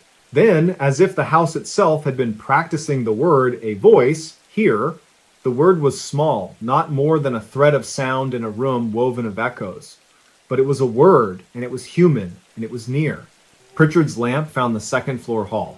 Doors, shadows, a picture frame that held only a ghost of sun-bleached cardboard. He said the boy's name the way you say a prayer, Orrin. Silence answered, then the brave ghost of a second here. They found him in a back bedroom beneath an eave that slanted low like a conspirator. He sat on the floor, back against the bed frame, diorama box clutched to his chest. He was pale under the dust. His shoelaces were double knotted in a way that said his mother taught him good habits and he had tried to keep them. His lips were blue at the edges from the cold. His eyes were clear. He looked like a boy who had been quiet for a long time. The first word he said when Pritchard knelt was please, and the second was careful, and the third was light. They thought at first that he meant the lamp, and they turned it away. He shook his head. He looked past them, to the open door, to the dark hall beyond. He whispered, not afraid, not even excited, just very certain. It does not like bright light. They wrapped him in a quilt someone brought from the trunk of a car, one of those old pieced quilts whose seams hold the patience of 2 generations. They gave him water in a cup with a chipped lip. He drank without spilling. When Maeve reached the room, she made no sound at all. She knelt. She put her hands on either side of his face. The sound she made then was the sound people make when a weight that was going to kill them is lifted at the last second. Downstairs, someone cried into a sleeve. Outside, the town, which had been holding its breath, exhaled. They carried Orrin out past the harp stool and the radiant stove sign fallen from the pantry wall, past the front door and the glistening wet leaves and the police tape that had been retied. The wind met them and made everyone blink. Flashbulbs popped from phones. Calliope did not raise hers. She wrote what she felt in one thin line on her notepad. Found alive. 10:42. In the Ashburn house. They took him to the ambulance. The medic's hands were brisk, and his voice was the kind of gentle that has been practiced until it is as sturdy as oak. He looked at pupils, at fingernails, at the pink return to the nail beds. He checked the pulse and wrote the number with a pen that would not work, and then did the thing medics do, shook the pen with sharp little snaps until the ink had no choice but to behave. Oren watched the pen as if it were a small animal. People wanted to talk. That is what people want when fear drains and the body remembers that it is still warm. They wanted to say, I knew it would be all right, even if they had not known. Or, I always said that house wasn't as bad as folks made it, even if they had crossed the street to avoid it for years. Calliope stood aside, listening. Maeve sat in the ambulance door with one foot on the bumper.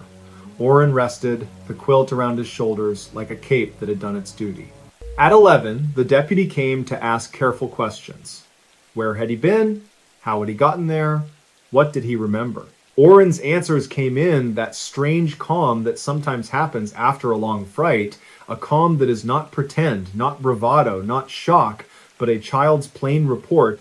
He had left the church basement and walked past the candy store where the window held chocolate turkeys arrayed like a small army. He had crossed Rivermill Road. He had gone by the chain-link fence with the sun-faded no trespassing sign.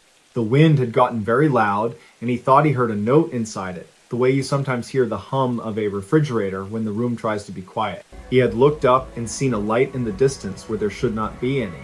He knew the Ashburn house from whispers, but the light had not been in the front. It had winked in a high window toward the back, like an eye that forgot to close. He did not remember choosing to turn. He only remembered the sense of being looked at, not meanly, not hungrily, but with the attention of a hand reaching to catch a falling cup. He had gone up Wicket Lane. The porch had creaked under his feet, and the door, which people said was always locked, had been unlatched. He had stepped inside and said hello the way you do when you walk into a home that is not yours.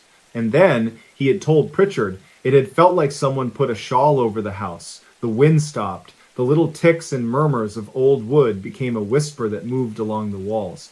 He did not feel afraid. He felt instructed, as if some arrangement had been made, and he had arrived right on time. He had walked to the back bedroom, he had sat down, he had put the diorama on his knees, he had waited.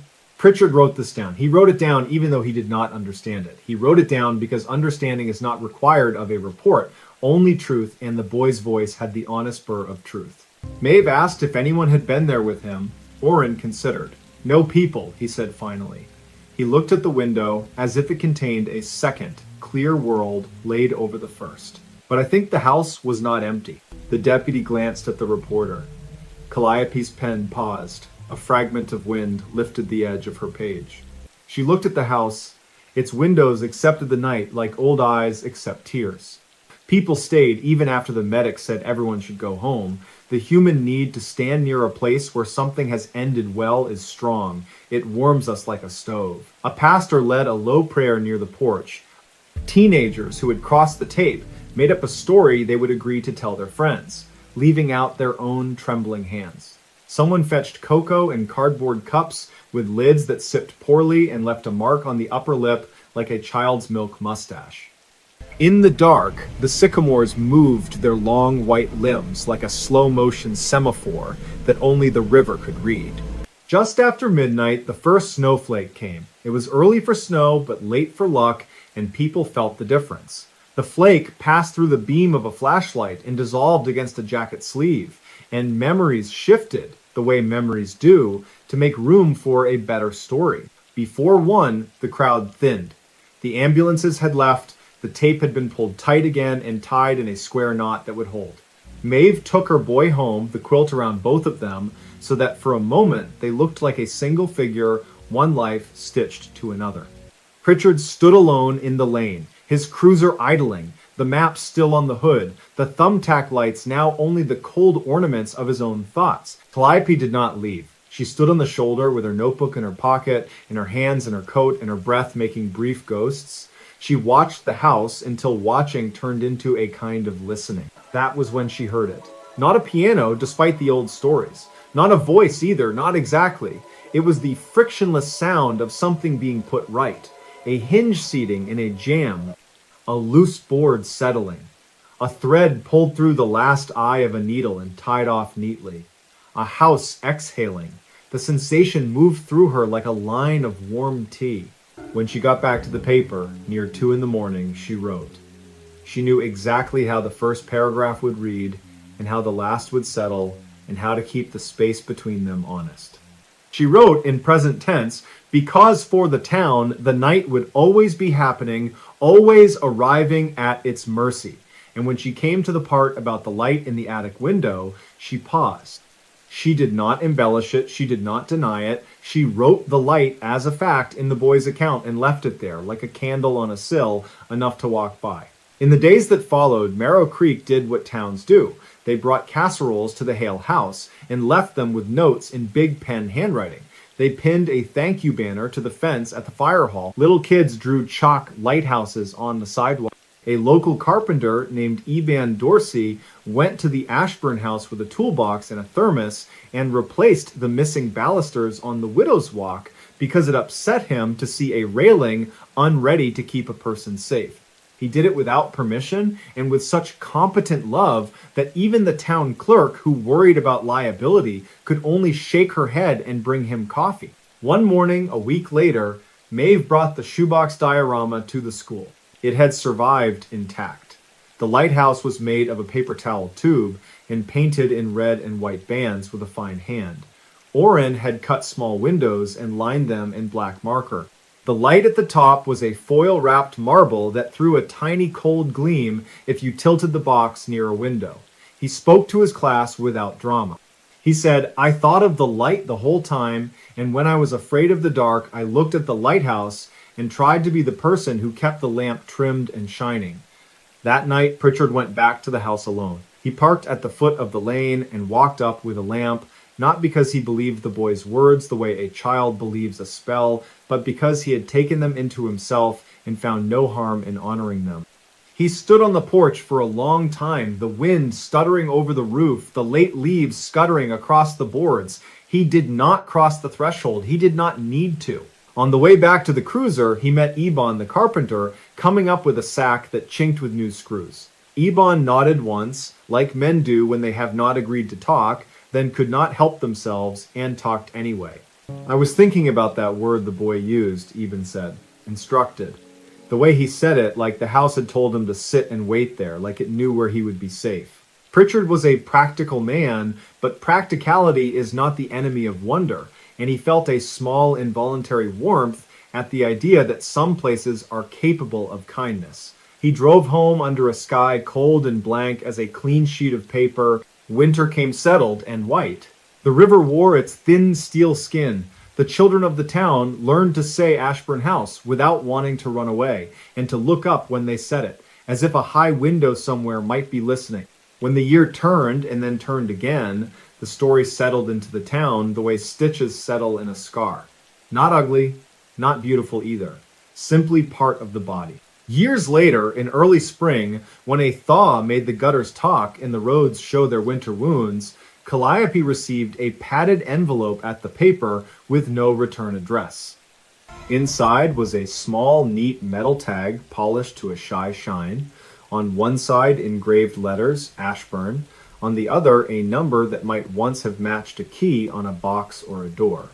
It was warm from someone's hand. It carried the faint scent of old wood and machine oil. She set the tag on her desk and considered writing a follow-up. She imagined the questions she would ask and the pictures she would take. Then she did something else. She walked the tag across town to the new little museum that had opened in the old rail office and placed it in a glass case beside a folded page of the paper from that October night. She typed a small card that read, "Only tag found after the recovery of Orrin Hale, Marrow Creek, year 2014. Donor prefers to be unnamed." The curator, a precise woman named Ione Willett, who categorized everything with tender avidity, tried to ask who had sent it and why. Calliope smiled. "Some stories," she said, "end better when they end." On a Sunday evening, not long after, just at the seam between day and night when the sky has a thin silver bruise to it, Maeve sat with Orrin at the kitchen table. The boy, grown taller and quieter, was working a puzzle of the coast of Maine, fitting rocky bays together with the soft tamp of knuckles. The radio gave the soft clatter of a baseball game far away. Steam rose from a mug. Maeve looked at her son's hands, which were becoming a man's hands, and she felt again the weight leave her chest as it had that night. She did not push the memory away. She let it sit with them at the table. "You remember the quilt?" she asked. He smiled. It had been washed and mended. It had a new binding now, a bright blue that made the old reds and browns sing. "It is at the foot of my bed," he said. "It keeps corners." He put the main coast in order and placed the final piece. He pressed it in, firm, and the faint click pleased them both. Outside, a breeze lifted and went on. The house gave a small, approving sound, the kind houses give when the people inside them are safe and the doors are latched, and the night can come as it always comes, with patience and with mercy, and find everyone exactly where they should be. Next stories. Stranger's Diary reveals unsolved murder's gruesome secret. The wind over Pine Hollow, West Virginia, crossed the hills like a slow breath, rattling the last oak leaves and carrying the thin smell of coal dust across the forked roads. On the 3rd of October, 1996, at 9:17 in the evening, a man named Lucan Merritt pulled into the gravel lot behind the Pine Hollow Public Library with his headlights off. He had driven through 3 counties without a radio station that would hold the night stitched together by static and the ticking of a dashboard clock that ran 2 minutes slow. In the passenger seat lay a canvas satchel he had found wedged under the back pew of a roadside church. Inside the satchel was a diary bound in cracked green leather. On the first page, written in a hand that tipped forward as if hurrying downhill, was a single sentence. "If you are reading this, then I failed to leave." Lucan was, by nature, a finder of misplaced things. He had been a surveyor's assistant until the company folded in a late autumn layoff, then a substitute teacher until the principal went with someone one town over. He kept his hair too long, his voice too soft, and his hopes buried like bulbs in winter soil. He brought the satchel inside because the library was the one place in Pine Hollow where you could hold a mystery and not be asked to pay for it. Before we begin, tell me, where are you listening from, and what time is it there?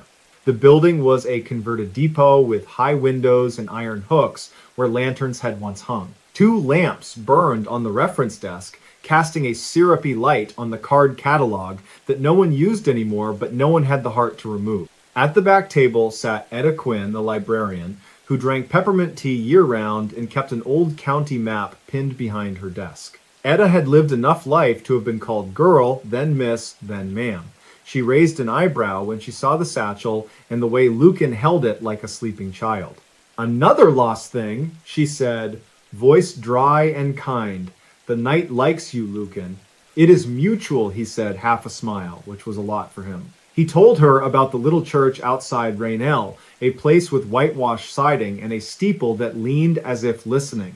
He had stopped because he saw shoes in the grass, a pair of men's boots pointing nowhere in particular. The door had not been locked. The pews smelled like pine cleaner. The satchel was under the last bench. No one had been there, though the air still held the warmth of another body. He set the diary on the table, and when the leather grazed the wood, it made a sound like a whisper.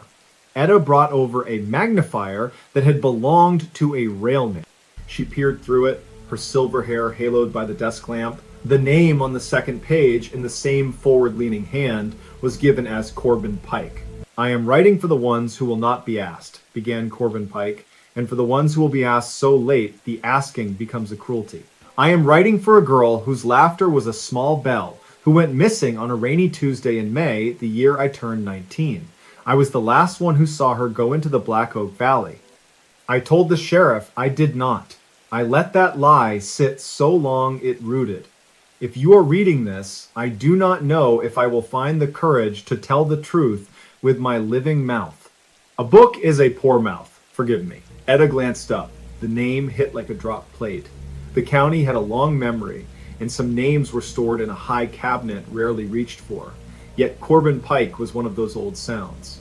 There had been a poster once, curling on the bulletin board between the feed store and the diner. Missing, it had read, and below that, the black and white school picture of a girl with a braided crown and a freckle on her lip. Her given name had been Ruth Ellen Farn. She vanished in the second week of May, 1979, when the rhododendron was first thinking of bloom. The newspaper had called it Unsolved. The town called it what it was, a wound. Etta shut off one of the lamps so the light would slow. She poured more tea for both of them. Lucan turned the page. The entries were precise and haunted. Corbin described the valley behind the Pike family's blue farmhouse, a place where ground fog gathered every evening as if returning to a promised appointment. He wrote of Ruth Ellen's habit of walking the ridge at dusk, a book under her arm, reading as she walked, sometimes out loud, as if the ridge itself would forget language without her. He described the last time he saw her, the sky cooled to that silvery wash that comes before full dark, a train horn a long ridge away, a storm pressing up from the south with a steady drum of distant thunder. She was wearing a red windbreaker, he wrote, and boots scuffed along the toes from kicking stones. The entry stopped and started, as if Corbin kept putting the pen down and picking it back up, pacing between sentences. Then the words thickened. She looked at me the way people look at a map they do not trust. She asked if I would walk her as far as the Split Rock. It was the 3rd of May, 1979. It was 10 minutes past 8 by my father's Hamilton watch. There was no moon yet. There was a rope hanging from the cedar near the Split Rock where my cousins used to swing. She said she would be fine. She said she wanted to think about a poem where the river speaks. I watched her go. It would have cost me 6 minutes to follow. I did not. I do not know who I was being loyal to. The storm reached us by 10, and it rained like it meant to wipe the slate. By morning, she was gone. Lucan and Etta read on, voices low and careful, the way you handle a story that has cut people. Corbin wrote about the search parties, how they combed the hollows with lanterns and called her name until the night felt crowded with versions of her. He wrote the sheriff's questions, the way the man had narrowed his eyes as if the truth were something you could see by making your eyes smaller. He wrote about the rumor that Ruth Ellen had left by choice. With who, Corbin asked the page, and to where and why did the final equation always subtract who she really was? There was a small smear near the bottom of the page, as if a tear had not been caught in time. Then the entries snapped into a different key. Corbin began to write about the quarry. There was a quarry past the ridge, a terraced wound in the hillside.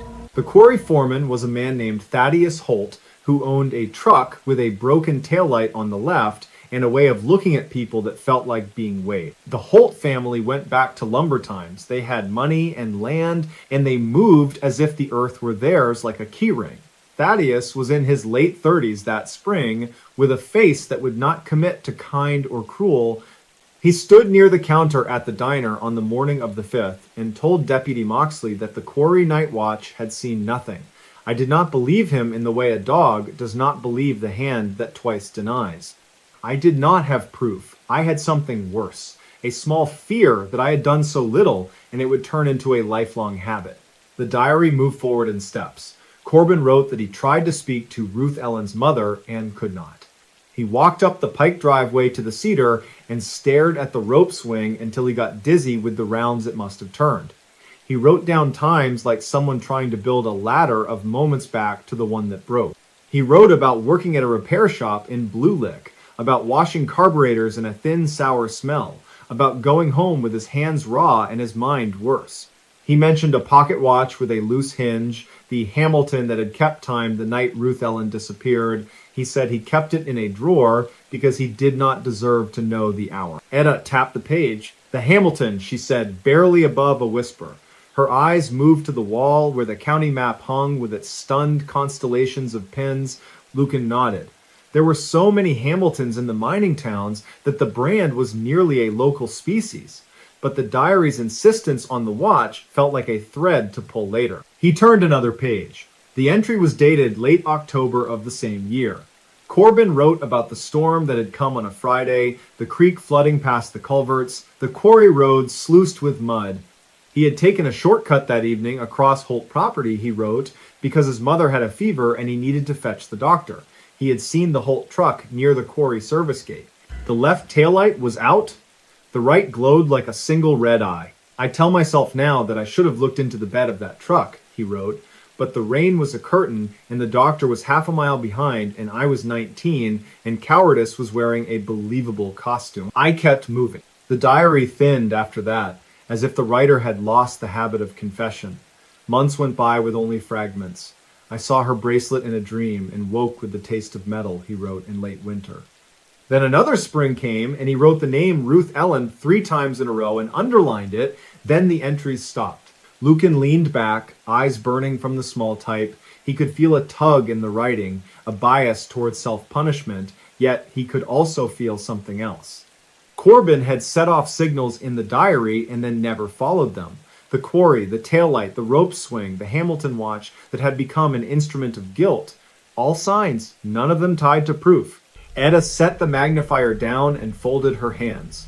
Her peppermint tea rose in a faint wreath. She spoke in the soft tone that carries in a library better than any shout. He did not know how to finish, she said. People who do not know how to finish often leave a tool. Lucan waited. The tool is the diary, she added, and then she glanced again at the wall map, eyes pausing over a pale blue vein labeled Holt Quarry Road. The quarry had closed more than a decade after Ruth Ellen vanished, and Holt money had gone into real estate and then into nothing anyone could see. There was a bell over the library door that barely rang for regulars and clanged for strangers. At 10 after 10, it clanged. A man in a canvas coat and a cap pulled low came in and stood just inside, letting the bell sound finish, which took a long time because something about him made time expand in the room. He took off the cap and revealed a forehead cut in a straight pale line where a hard hat might have sat for years. He had the posture of someone who had listened to machines more than to people. He looked like a rock that had decided to try speaking. "Evening," he said, rough as gravel. Etta's voice was librarian courteous. "We are closing in 20 minutes, she said. "Can we help you in that span?" "I am not here to borrow," the man said. "I am here to return." He lifted a small leather wallet from his coat, and from the wallet a folded paper. He laid it on the reference desk. Etta opened the paper and saw the first page of a photocopy from a county case file. The missing person report of Ruth Ellen Farn, filed by her mother at 9:20 in the morning the day after she vanished. The nameless man pointed to the bottom of the page. "It says here the last person to see her alive was listed as unknown," he said. "I know who it was." Lucan felt the air in the room tilt. Etta did not look at the man immediately. She looked at the diary, then at Lucan, then only at last at the man, as if to acknowledge that her days were not, after all, a loop that ended where they began. "And who might you be?" she asked. The man tapped his chest. His fingernails were squared and clean. "Name's Osric Vale," he said. "I ran night watch at Holt Quarry for 20 and more years. I checked the trucks in and out, and I saw on that Tuesday night in May of that old year a girl in a red jacket stand outside the service gate with a book in her hand and her braid gone loose. I saw the foreman, Thaddeus Holt, offer her a ride down the hill because the rain had started. She said yes. She got into the truck. That was the last time she stood on both feet on Holt land." Etta's hand went to her throat and stopped there. Lucan could hear the clock on the wall for the first time since the man entered. The ticking had the accent of a metronome. Osric Vale blinked slowly and added a final sentence that sounded like he had carried it for longer than it deserved to be carried. "I should have called the sheriff right then," he said. "But a man likes to keep a job. A job is bread. I kept it until it was gone, and then the story remained and the bread did not." They let the clock tick for a count of 30. Then Etta spoke again, slow, as if her words were numbered and she did not intend to use more than necessary. "We need more than a confession," she said. "We need a direction. We need a place in the earth to go to. Do you have one of those, Mr. Vale?" Osric Vale nodded once. "I do," he said. "The quarry flooded in the late 80s when they stopped pumping. There are terraces, and there is a pit, and there is a shelf at the west lip that holds a rusted bobcat and some chain in a pile of timbers. There is a hollow under the shelf where the limestone caved. There is also, I believe, a girl's jacket. I have not said this to anyone. I am saying it now because I had a dream last week of a bracelet found in clay. It was a dream like a fact. It woke me. Etta looked at Lucan with a question and a permission. Lucan nodded. He could feel the strange alignment of small choices that moves an ordinary life into the mouth of a larger story. He slid the diary into its satchel and handed it to Etta for safekeeping. Then he and Osric walked out into the night. They drove in Lucan's truck, Osric pointing with his cap held in a fist, the way old men point when their bodies have become compasses. The quarry road had been blocked by a rusting gate for years, but Osric knew where the padlock had lost its innards to winter and could be persuaded by a careful twist. They parked under a hemlock full of wind and walked. The flooded pit opened before them like a blind eye. The water held the moon in a shiver. Osric halted and lifted his hand. "Listen," he said, as if the earth keeps the pitch of a memory. The quarry did have a sound, a long dim hum made by the wind, playing the terraces like a mouth on a bottle. They skirted the west lip. There was the bobcat, starved of paint, and the chain, a line of orange beads. Osric knelt near the shelf and touched the ground. He had the reverence of someone greeting a longed-for face. "But here," he said, "right here is where the shelf cracked when they drove the Holt truck too close. I set timbers as a stop. I remember that jacket like a fox at the edge of the woods. I remember the foreman saying he found it in the cedar thicket and that the girl must have run. I remember him laughing at his own lie." Lucan crouched and peered into the hollow. The mud had slumped toward the center, exposing streaks of pale stone. He felt for a long branch and used it to worry the mud aside. He did not know what he expected to see. He did not expect red. But there it was, a smear that might have been paint if you did not know better, the color softened by years underwater and then air. He jabbed carefully at the mud and then stopped because something metallic flashed. He put down the branch and made a small sound in his throat. Osric climbed down beside him with the old caution of a man who had worked among weights that kill. He put his fingers into the mud, as if the mud were tender, and drew out a thin silver band circled with a charm in the shape of an oak leaf. He held it flat on his palm. It was beautiful in that way. Small things are when they are all that remain. They wrapped the bracelet in Lucan's handkerchief. They took photographs with Lucan's flip phone, the only piece of technology that behaved for him. The photographs would be poor, but proof does not always require quality. They stood and looked at each other, the water behind them breathing. Osric said he could take Lucan to a place on the service road where tire ruts still made sense if you knew how to read old ground. Lucan nodded. Then the world took a sideways step. A pair of headlights slid up the far side of the pit, too bright and too slow, as if the driver were taking the measure of things before committing. The truck rolled to a stop. The lights went off. A door opened. The sound walked across the quarry. Lucan's throat turned to grit. Osric straightened, his breath suddenly formal. The man who climbed down the slope toward them carried a lantern in one hand and a shovel in the other. Thaddeus Holt had grown older, but some faces settle and some curdle. His had taken the second path. He had put on an expensive coat over a body that no longer woke to labor. His hair had thinned to a combed conclusion. He saw them and he smiled, and the smile did not touch his eyes. "Well, now," he said, "we have students in night lessons." He lifted the lantern, and Lucan could see the man's knuckles, the way power had polished them. "Mr. Vale, I wondered where the old ghost kept his keys." Then his gaze slid to Lucan. "And who are you?" Lucan answered with his name. He did not add anything about the library or the habit of finding lost things. He did not give the man something to take. Thaddeus Holt's eyes flicked to the bracelet in Osric's handkerchief. He took a slow step forward, and the lantern light made a circle that cut the ground into those who belonged and those who were intruding. Osric took a step back and set his jaw to a degree it had not reached in years. "We found something that does not belong to you," Osric said. Thaddeus nodded. "Nothing on this old rock belongs to anyone anymore," he said. "And yet men still try to claim. Put it down and leave my land, gentlemen. It is late. There have been accidents here. Lucan felt a tremor run the length of the night. He had been quiet his whole life, and quiet had served him except when it had not. He was holding the diary back at the library in his mind, as if its weight could steady his hand here. He thought of the line about a book being a poor mouth. He cleared his throat. "Mr. Holt," he said, at a volume that would travel and settle. "The sheriff will be here soon. We will be bringing him. He will see the hollow under the shelf, and he will see the bracelet, and he will see the photographs and the tire ruts.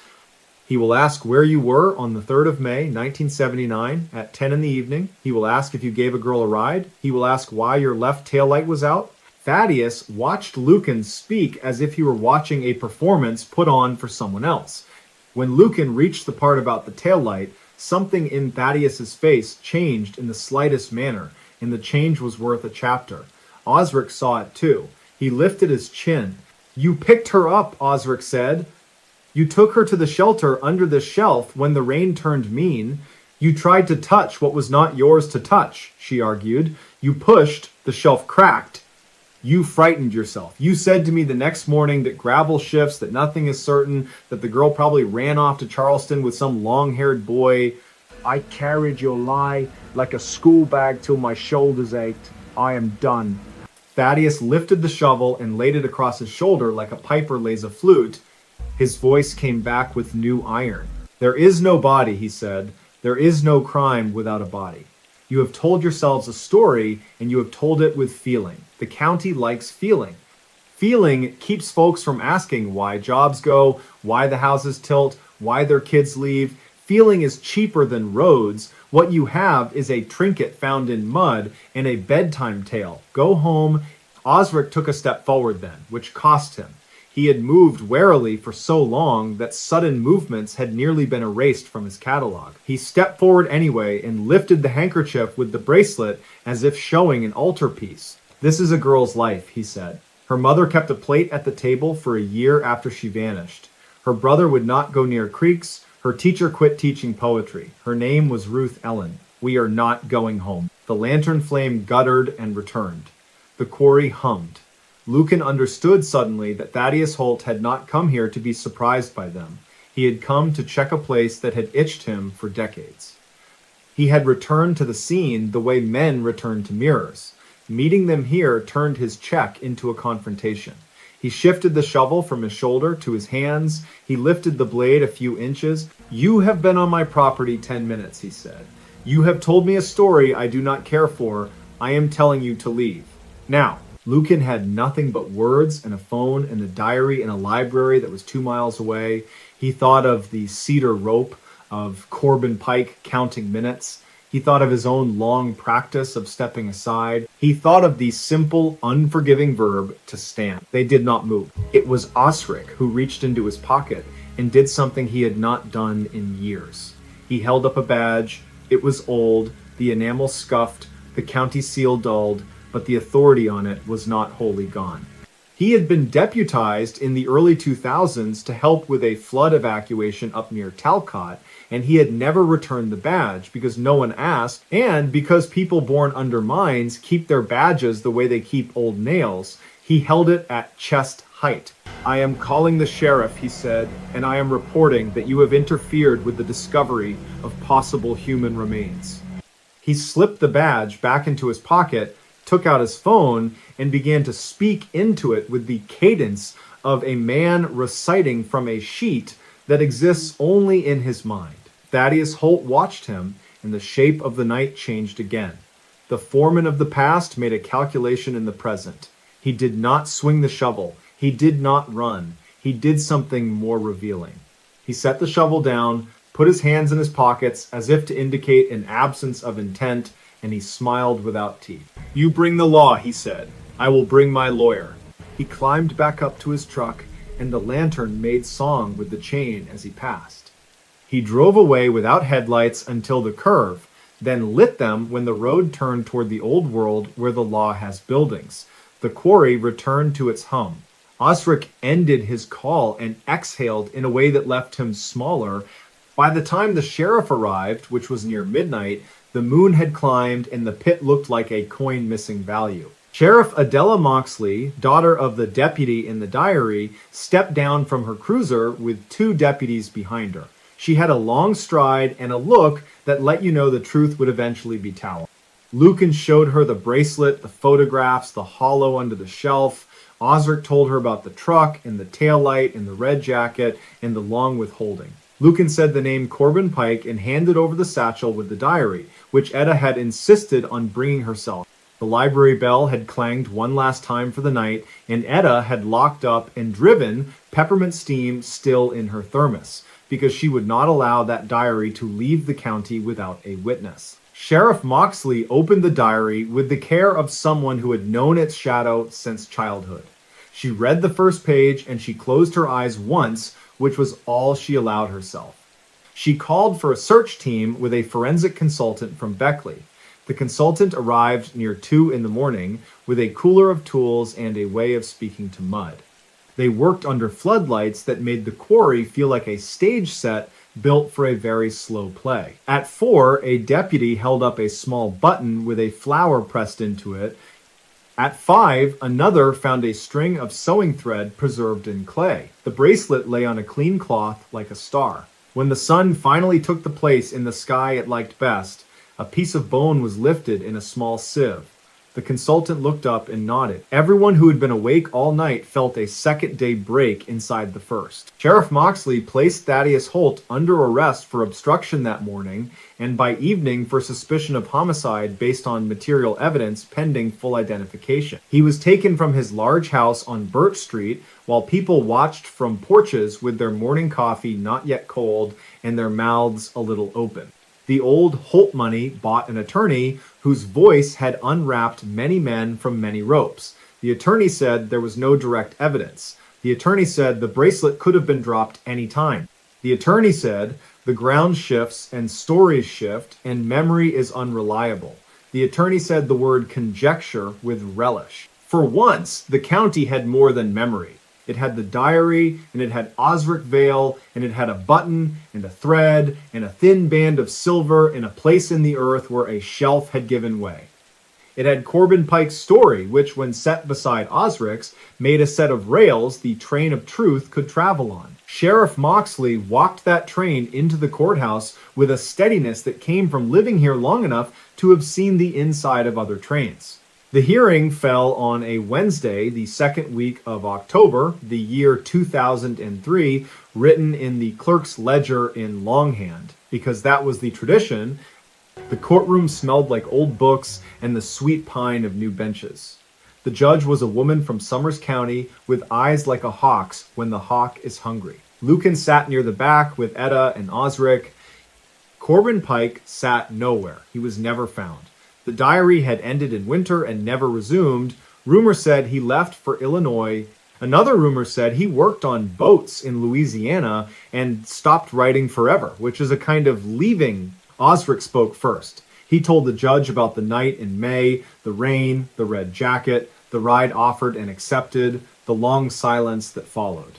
He did not ask for forgiveness because forgiveness is not a thing you request in a courthouse. He asked only that the truth be let to stand where it had been trying to stand for so long. The attorney's questions were precise, designed to shave the truth to scraps. Had Osric been fully sober the night he saw the truck? He had not had a drink in months, he said. Was he sure it was Ruth Ellen? He was as sure as a man can be after a lifetime of being unsure. Why did he not come forward earlier? Because fear, because rent, because men like Thaddeus Holt made livelihoods into leashes. He did not dress the answer, he let it go bare.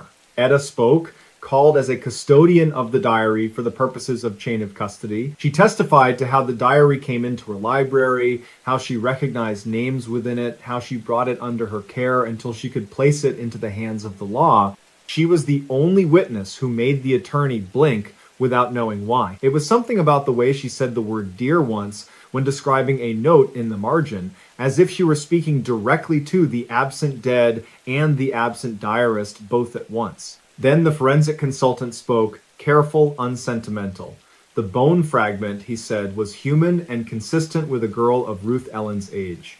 The bracelet had traces of the same clay found in the hollow shelf, and that clay came from limestone pockets particular to that section of Holtland. The bobcat tracks showed signs of being used to move heavy loads near the shelf in past years. The taillight evidence was circumstantial, he admitted, but in the human world, he added, gently, there are times when the word circumstantial is only a synonym for the patience of facts. Thaddeus Holt did not speak.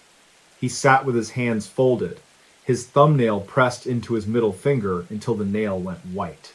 The judge's decision was narrow and wide at once. She ordered Holt held without bail pending a full trial. She ordered the quarry site secured as a scene. She ordered a search of Holt's property for any personal effects of Ruth Ellen. She spoke to Osric without taking off her robe voice. She said that the court recognized the courage it takes to speak late and would not consider lateness as a means to disqualify the truth. She said the word truth as if it had weight. The trial came in late winter, when the mountains were all bone and wind. The jury listened to all the words. They listened to the way silence had shaped the town. They listened to a tape of Ruth Ellen reading a poem from a high school anthology found by a music teacher who had kept old programs in a shoebox. The tape was hiss, and then a clear young voice sang a line about water-keeping secrets it never meant to. Half the courtroom cried then, quietly, the way people cry when a thing they loved and thought lost walks back in wearing its own face. The verdict came down on a Friday afternoon in March, the year written in letters on the clerk's sheet the way Etta had asked, because she believed numbers were too curt for the heart. Guilty of manslaughter in the first degree, the jury said, and guilty of concealment of a body, and guilty of obstruction. The court could not say where the girl's mortal remains lay, and the court could not subtract from the years already passed, like water in a trench, but the court could put a man behind a door and say that the door would hold for a measured span. Pine Hollow reacted the way small towns do when justice comes late.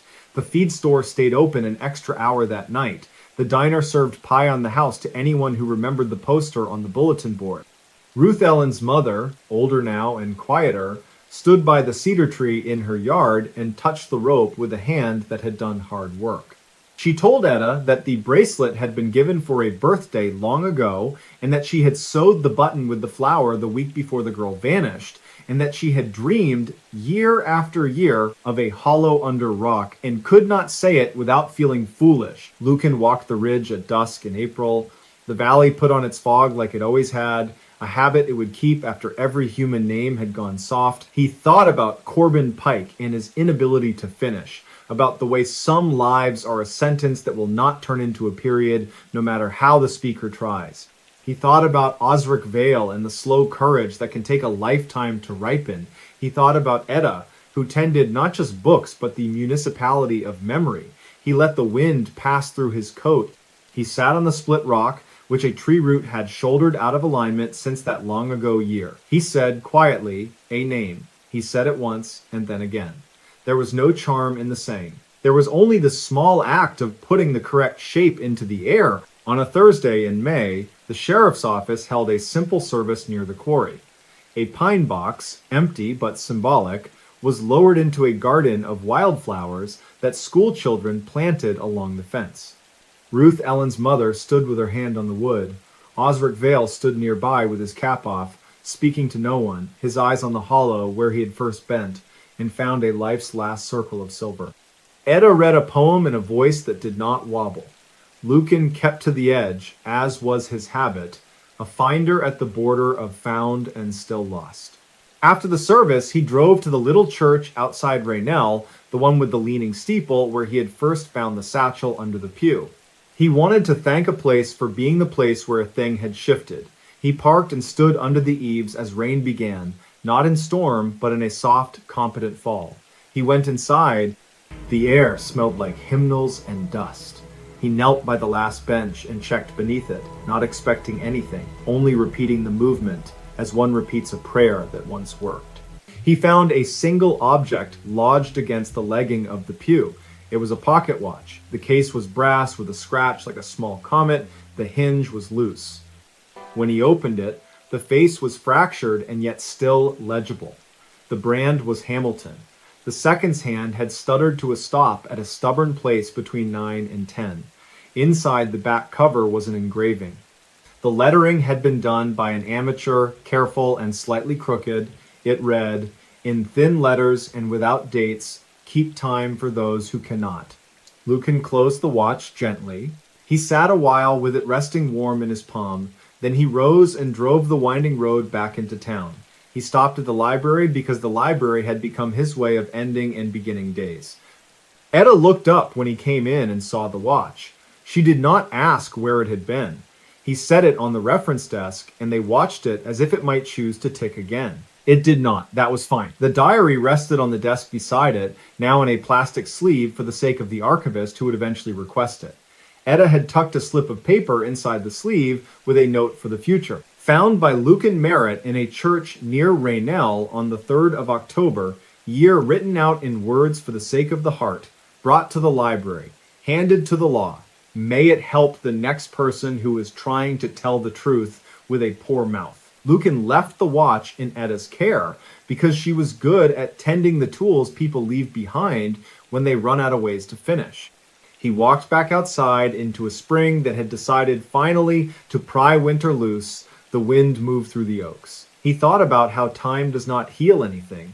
People do, sometimes late, sometimes imperfectly. Sometimes with a diary and a bracelet and a town deciding that the old way of keeping quiet was not the way they would go forward. That evening, long after the library lamps had been turned down, Sheriff Adela Moxley drove up to the Pike farm. The blue house had been taken over by blackberry cane, and the cedar had grown thick arms. She opened the gate with the respect you give to places that have sat through too much. She walked to the back stoop where Corbin Pike's mother had once shelled peas, and she laid a single sheet of paper on the step.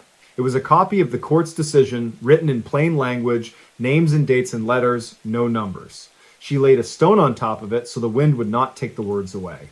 Then she stood a moment, and she said, "Into the small, listening dark," the sentence that closed the story at last. "We have found what we could," she said. "We have done what we can. Rest." In Pine Hollow, the creek kept moving like it always had. The quarry, secured and quiet now, held the sky without flinching. People spoke Ruth Ellen's name without pinning it to a wish. Osric Vale slept through the night for the first time in years, and woke to a morning where the light came through the blind in stripes and made the room look like a page. Etta stamped the library's daily sheet and slipped the diary into the archive drawer with a sigh that was not grief so much as completion. Lucan Merritt went back to his habit of picking up a glove from a bus station bench and returning it, handing a lost grocery list to a young father who looked like he might cry over ruined plans, pocketing nothing except the feeling that sometimes the world would let you put one true thing back where it belonged. The watch never ticked again. That, too, was fine. It sat under glass near the county map, beside the diary, the bracelet, the photocopy of the missing person report with the word unknown crossed out in neat pen and the name Ruth Ellen Farn written beside it in Etta's careful script. People paused there. They read a line. They touched the glass with 2 fingers. They breathed in peppermint tea or coal dust or rain, depending on the hour and the day. Next stories. Camper vanished after seeing mysterious forest lights. They said the sky was clear over Plumas County the night it happened, the air so cold it seemed to ring when you breathed. It was late October of 2015, a weeknight that never made the news until it did, and the moon rose like a brass coin above the ponderosa pines. The forest had put on its quiet coat. Creeks whispered under skim ice. Mule deer moved with their shy clockwork steps. Owls traded questions from ridge to ridge. Everything was in its place. Then came the lights. His name was Talbot Hargreave, though most folks called him Tall. A lean man in his late 30s with a crow's stride and a carpenter's hands, Tal preferred old canvas over technical fabrics, coffee boiled black over any bottled energy. He was not a reckless romantic. On the contrary, he had always camped as if the forest graded him. He packed out what he packed in, left stones as he found them, planned his routes, left notes under magnets on the fridge. He worked in a small-town restoration shop in Quincy, and on weekends he ghosted the logging roads in an aging marigold truck, hunting for the kind of quiet that reminds you your heart is more than a metronome. Before we begin, tell me, where are you listening from and what time is it there? Mariella Quince, who ran the coffee window on Crescent Street, remembered the morning he left. He bought a cinnamon bun, asked for a second cup sleeve, and grinned at the early chill. He was headed toward Bucks Lake and beyond, he said, to a spur road he had memorized by the way the wind sounded in the dogwoods. He had a map folded twice. He had an orange-knobbed compass. He had an old Nikon. He would be back by Saturday night. He would bring her a picture of a stump shaped like a crown. The lake was flat glass by late afternoon. Tal parked at the turnout, shouldered a faded pack, and started up Bluebird Shelf, a bench of granite above the water. His plan was simple. He would make camp beneath a ring of firs before the trail tipped into the darker miles. He would sleep, rise early, and step into the high meadow to watch the first frost loosen from stiff grass. He had no heroics on the docket. He wanted a sunrise, and the drift of ravens, and maybe the shine of an old insulator in the dirt. The way he told friends, he was going to count the colors the world could be when nobody wanted anything from him. By twilight, he had a small fire going in a legal pit near a stone with a cleft that looked like a grin. He set up the weathered khaki tent, the one with a scar near the door that he had sewn with dental floss years ago. He brewed a tin cup of coffee, tilted in a fingertip of whiskey, and listened. The dark came on like a slow-held breath. Coyotes tuned up along the distant ridgeline, then let the song go quiet again. Tal pulled on a knit cap. He hummed. He drummed fingers on the metal cup, a patient beat. The rhythm of someone who knows the forest is not a show put on for him, who does not clap for a curtain to rise. Shortly after, he zipped himself inside the tent. The first light arrived. At first, he thought it was a distant hiker's headlamp cutting through trees with that white, impatient swing, but the beam was wrong. It did not fan out or stumble. It moved behind the trunks as if the trunks were glass, a roundness of pale that seemed to breathe. It crossed the hollow to the east, stopped, widened, and thinned, like a coin held on edge and then flat. Tal lay on his side and watched its edges blur against the night. He could not hear anything. No footfalls, no whisper of brush, only the river's cold silk and the faint snap of cooling rocks. He told himself the story you tell yourself when something is strange but you are alone. It was a hunter crossing the lower spur. It was a drone, one of those quiet toys. It was a miner's lantern left swinging on an old pin and caught by a breeze. The light took a breath. Then it blinked out. Tal waited, as you would. He tucked his chin deeper into the wool. He counted 30 breaths. He felt the sleep that comes after miles slide over him like a heavy blanket. He let it. The second light woke him near midnight. This one was closer. It lifted from the creek and burned as steady as a candle inside glass. It did not throw shadows. That was the first thing that unsettled him. He raised his palm and saw no crisp darkness on the tent wall. He listened for mosquitoes and heard none. The light paused somewhere near the fire ring, as if considering the circle of ash.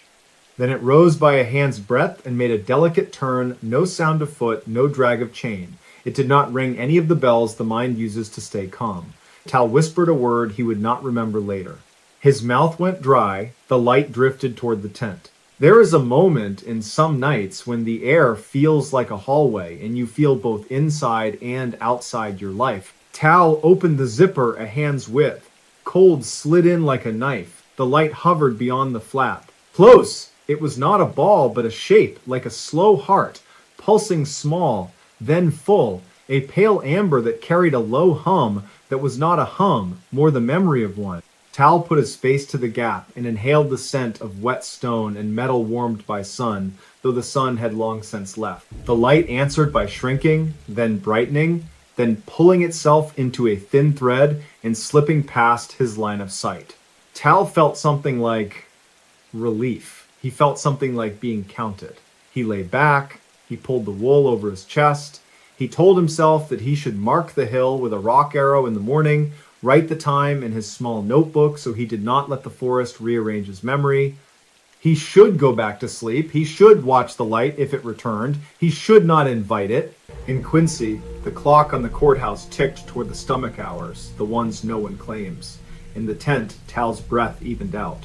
In the trees, the unseen made its slow arithmetic. What the searchers later learned from tracks in disturbed moss suggested that Tal stepped out a little before one. Somewhere between one sound and another, the light came back, brighter and farther away, on the lower slope by a snag. The night had that deep cold quiet that makes a single snap twig travel like glass breaking. Tal stepped into his boots without lacing. He slid his arms into a jacket. If he took the camera, no one found it later. If he took the compass, it was not recovered. He whispered again, this time his own name, and then he whispered another, a name he did not use for anything, as if he were trying something out in the air. He stood in the open, so still that frost began to slick his hair. The light lowered until it almost kissed the ground, as if inviting. It stretched into an oval, then into a strange narrow mouth of brightness.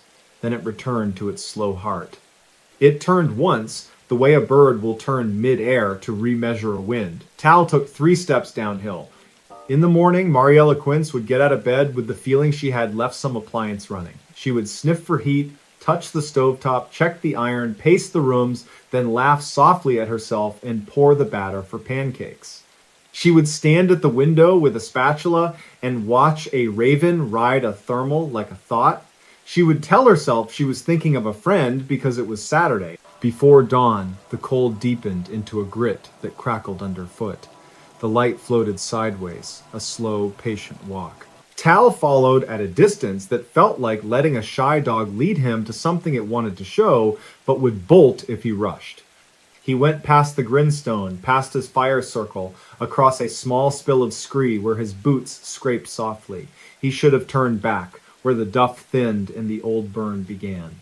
But the light kept its steady hallway pace, and Tal, who had raised barns and driven through mountain storms and felt sure of his place among living things, could not convince himself that he was not being asked a question. If he had shouted then, the sound would have landed in empty miles. If he had thrown a rock, he would have learned whether the light was a lantern, a trick, a man. He did neither. He picked his steps, held his breath, and followed as if on a slow rope. The light glided down into an old wagon road, cleft into the slope so long ago that lichen had taken title to the ruts. Ferns had grown and sealed and grown again. The oak skeletons on the cut bank raised their hands, as if surrendering in permanent silence. He came to the road and stopped. The light had paused there as well. It seemed to rest, exactly where the ruts were deepest, just past a small cairn the color of old tea. Tal tasted rust and thought of the nails he kept in coffee cans. He thought of how they looked when the afternoon sun lit the dust above his workbench. His throat tightened. He did not know why until he realized he was grieving something he had not lost yet. Here is how the deputy wrote it in the report. Later. Choose your own slow breath before you read it aloud. The tracks proceed down the old wagon road 15 to 20 yards, grow irregular, then stop. The ground past the wagon ruts is undisturbed. The rocks on either side of the ruts are unturned. No sign of a slide or sink, no drag marks, no animal prints. The pine needles forward of the last boot print are undisturbed and lightly frosted. No signs of a scuffle, no blood, no debris, no camera, no pack, no sign of struggle. The prints end. Tal did not come back to his tent.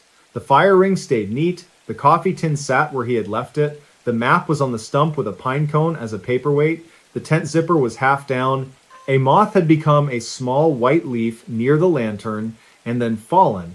By late morning, a fisherman noticed the unattended camp. He walked a short distance down the slope and called, not loudly, because folks in the mountains do not believe in shouting names unless it is necessary.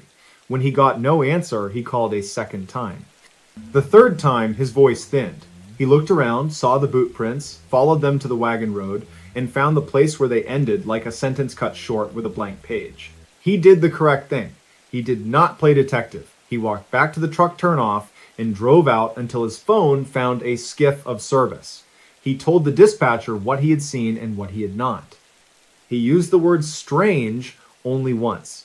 He used the word quiet 3 times without noticing. Search teams came with maps folded into quarters and dog teams that padded over the frosted trails and breathed white. They brought a portable repeater and strung it from a mast so their radios could do the trick of making one voice happen in many places at once. They brought cloth flags on wire stems colored pink and orange, the kind you stick at corners when you want to remember where the corners are. They brought clipboards. They walked in lines, took careful steps, and did not trample the wagon road. By late afternoon, they had all agreed on 2 facts that fought each other. Talbot Hargreave had walked from his tent to the wagon road, and then the world forgot how to take his weight. A deputy named Orrin Pike squatted with knees popping and pressed a gloved hand to the last print, as if he might hear the heat of it. Then he rose, turned slowly, and scanned the trees as if they might explain themselves. They searched the creek cut and the limestone karst. They rapped on the hollows that formed in the old lava bubbles and waited, then rapped again. They sent a team toward the talus and another toward the meadow. They called his name with the gravity of men and women who know the mountain listens even when it does not answer. The dogs worked tirelessly and then sat down with the puzzled grace of good dogs when the scent went nowhere at the ruts. At dusk, the mountain changed its mind about the light. The first stars came like pinpricks in canvas. The temperature fell fast. A ranger with a face like a kindly axe suggested they break, warm up, then go again with headlamps until midnight. In the deep blue before the last light died, 2 volunteers on the East Spur saw what they later called a lantern without a lantern, a soft gold moving slowly where a person would have to walk sideways through brush. They raised their hands to shade their eyes, though there was nothing to shade from. They watched the light pause, thin and sway like something remembering a dance.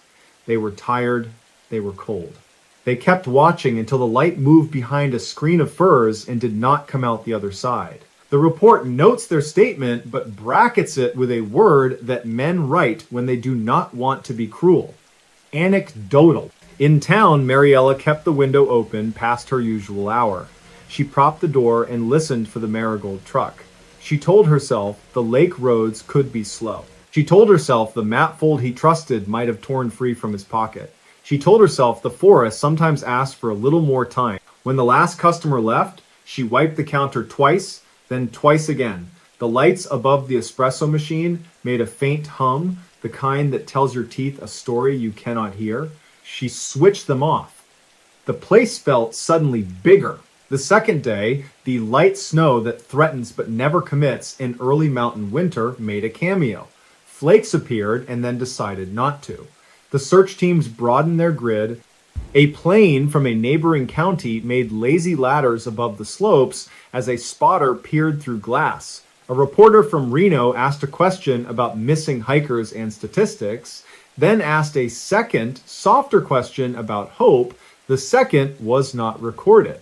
The deputy with knees that popped walked the wagon road again and again until the place felt like a museum you do not want to be left alone in. On the third evening, something happened that the team did not file because they did not know how to file it. The dogs, tired but still willing, began to whine toward the creek and then fell silent, ears forward. The air felt brilliant and thin. The frost that had not yet formed on the low grasses flashed silver and then dull again. One of the searchers, Keaton Vale, lifted his chin as if sniffing a storm.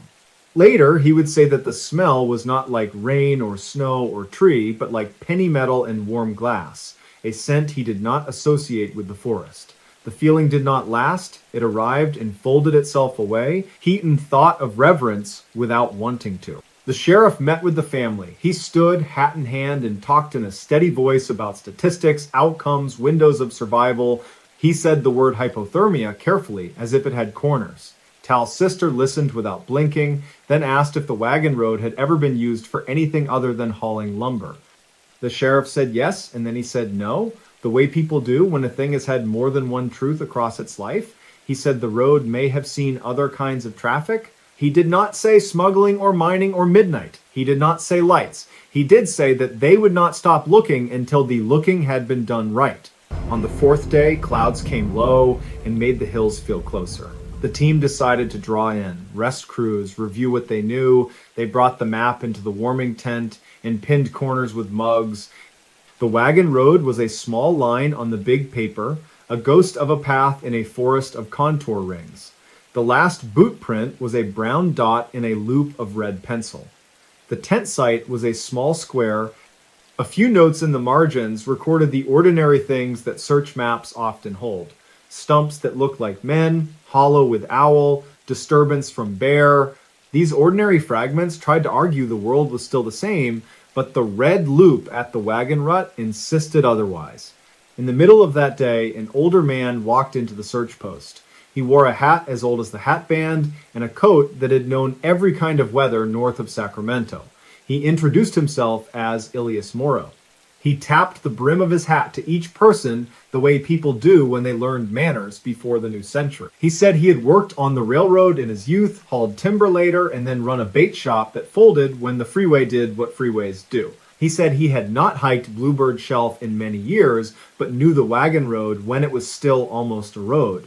He said he had once seen a light there. Voices quieted without anyone asking for quiet. Ilias said it had been just after the war of a different century, late autumn, a cold night when the lake lay flat as old burnished silver. He had walked down the wagon road with a friend who wanted to check snares he had set for rabbits. They had joked and spat and walked side by side. Then the light rose from the ruts and made a slow turn, the way a fish makes a thought just under water. It had not frightened them at first. It had moved like something living and careful. When they stepped toward it, it stepped away. When they stopped, it paused. Ilias had felt the hair along his arm stand, a slow wave. He had felt the strange relief of being noticed by something that owed him nothing, the oldest feeling, like seeing lightning and feeling the earth say, "Yes, you are here too." His friend had moved, perhaps a half step too quick. The light had thinned, brightened, and slid backward down the ruts. When they followed, it had climbed like a slow bubble and stepped into the trees where there were no tracks to serve as its floor. They had watched it until it grew small and the cold began to speak again. They had never spoken of it afterward, not because it had terrified them, but because it had felt like a thing you do not add words to without taking something away. Ilias lifted his hat, held it to his chest, and said he had dreamed of the light 3 times in his long life, and each dream had left him with a sweetness he could not describe. He wondered if perhaps Tal had seen the same. The sheriff thanked him and did not write a report. Some things you file in a box with a different lock. On the 6th day, they found the Nikon. It lay under manzanita leaves on a bench above the wagon road, a place already searched, which made the finding uneasy. The camera's strap was cracked with age and weather, but its back was intact. When they brought it into the warming tent, set it on the map, and opened it, the last photograph revealed a circle of trees lit as if from within. No shadows. The bark looked like paper lit from behind. A human figure was not visible. Neither was the light itself, only the consequence of it. The photo before that showed a rock on the creek with black moss and a sienna smear of mineral vein. The photo before that showed the tent flap. The last light came through in the print like a held note. The film was old, not digital. They could not simply pull more images from a card, dive deeper into metadata, parse timestamps. The camera did not offer the conveniences that make a life feel organized. They held the photograph with hands that had tugged many ropes and lifted many lost things and drew no conclusions except the one no one wanted. Tal had been there. He had photographed something that painted the trees with light. He had then gone where his boots could not leave a record. There are stories that fray when you pull and stories that tighten. This one tightened. In town, people said the quiet parts out loud in the soft ways they use for one another. They said the world is bigger than the tools we bring to measure it. They said the mountain remembers who we are, even when we forget. They said Tal was stubborn and would not wander without deciding to. They said his smile had a small hitch in it, like a bird adjusting on a branch. They said he brought small gifts to friends who did not realize they needed them, like a perfect river stone or a screw he had filed to fit a stripped hinge. They said a great many things that sounded like blessings disguised as facts. Mariella closed early on the 7th day. She brought the caffeine monster machine down with its sighs and clicks. She set a cup on the counter like a little altar and turned it upside down. She stood, hands on the wood, and said Tal's name once in a voice you use when you are not inviting anyone else to hear you. Then she put on a sweater, locked the door, walked to the lake road, and drove until the pavement narrowed and the trees leaned in. She parked where the fishermen had parked and stepped onto the trail the way a person steps onto the floor after moving furniture and you forget the room's old shape. The sky was the deep blue that ends a story you liked reading. She followed pink flags and orange flags that fluttered as if the wind did not quite understand them. She passed the grindstone. She passed the tent circle. She came to the wagon road and stood at the rim of the ruts. She did not step down. She lifted her eyes and looked along it as if it might carry a faint shine. The air stilled. A small bird made a single curious sound and then thought better of it. Without wind, the trees became an audience. Mariella inhaled deeply, and the scent of cold water and iron rose as if the creek had suddenly pulled itself closer. She lifted her hand as if to shade her eyes, though there was nothing to shade. Then she saw it. It was not bright, it was not a miracle. It was a presence the size of a heart and the color of warm honey held in a jar. It rose slowly from the ruts as if waking. It did not throw a shadow. It did not glow on her skin. It regarded her the way a deer regards you when it wants to learn whether you are crossing paths or making one. Mariella's breath left her in a soft "oh" that did not ask and did not answer. She took a half step toward the ruts and then stopped. The light brightened and thinned. A whisper moved up the old road, a hush that had nothing to do with wind. The hair on her arms lifted. She felt a sudden, irrational certainty that if Tal could see this, he would laugh and say, "Now you know." The light held. It did not retreat and did not advance. It pulsed, small then full, as steady as the hand of someone counting a child to sleep. Mariella did what she had not known she would do. She lowered her hand, bowed her head as if in church, and spoke his name once. The light quivered with a response so subtle she could not say whether it moved or whether her eyes made it so. Then it drew itself small, a bead of amber caught mid-air and slid back down into the ruts, as if the earth had persuaded it to rest again. Mariella stood for a very long time. She did not call to it, she did not beg, she did not weep. She waited until the last blue drained from the sky and the stars arrived to begin their unpaid work. Then she turned, walked back along the flags that still did not understand where they were, and drove to town. She did not tell anyone that night. She did not know what to do with the new shape the world had taken, except carry it gently and place it next to the older shapes and let them learn to sit together. She slept without dreams and woke with a certainty that had no edges. The searchers returned once more the next week, fewer now, with heavier steps and fewer flags. They checked the ruts again, the creek, the clefts, the caves. They found nothing new, which is not the same as nothing. They took down the mast. They signed their names on the back of a map before the sheriff rolled it tight.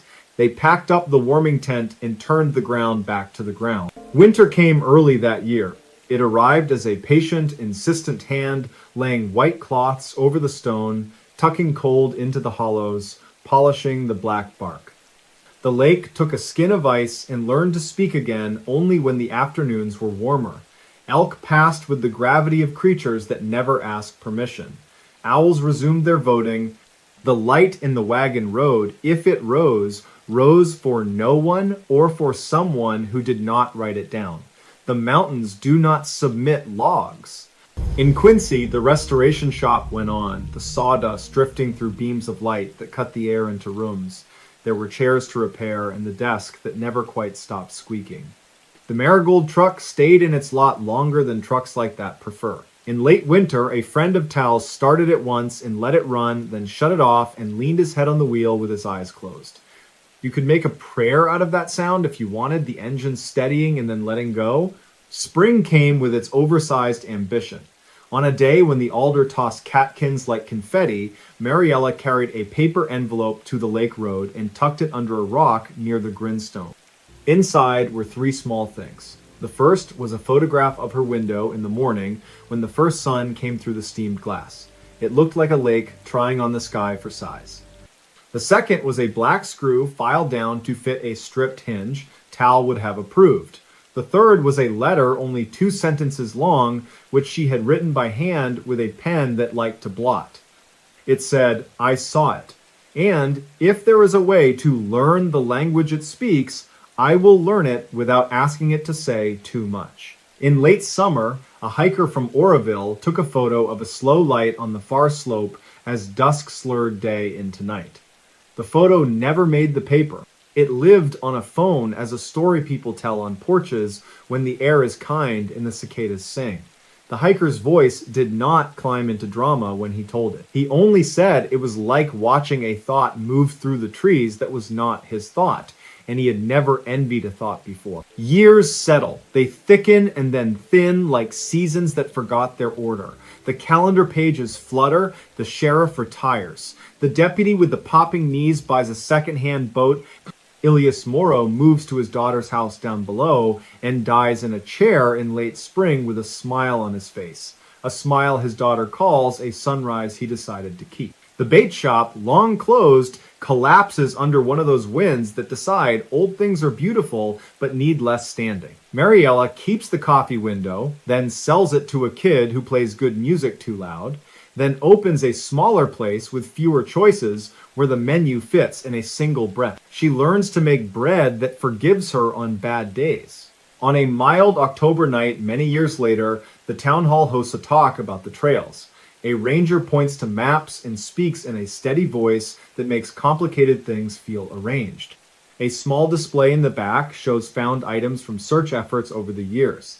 A compass, a bootlace, a blue cap with a white letter. On the table lies Tal's Nikon, not as evidence or trophy, but as a tool that once did its job well. The last photo of lit trees sits beside it in a frame Mariella made in the back room, the wood sanded smooth as a river stone. People who never met him pause. They lower their heads slightly, the way people do when they are the kind of people who lower their heads at the right times. They move on. As for the lights, there are those who will always file them as folly, a trick of cold air and the brain's deep tendency to complete the story before the last scene plays. There are others who will climb that wagon road with a kinder vocabulary, palms open, minds gentle, asking nothing. Most will find only trees that keep their counsel and a creek that never changes the subject.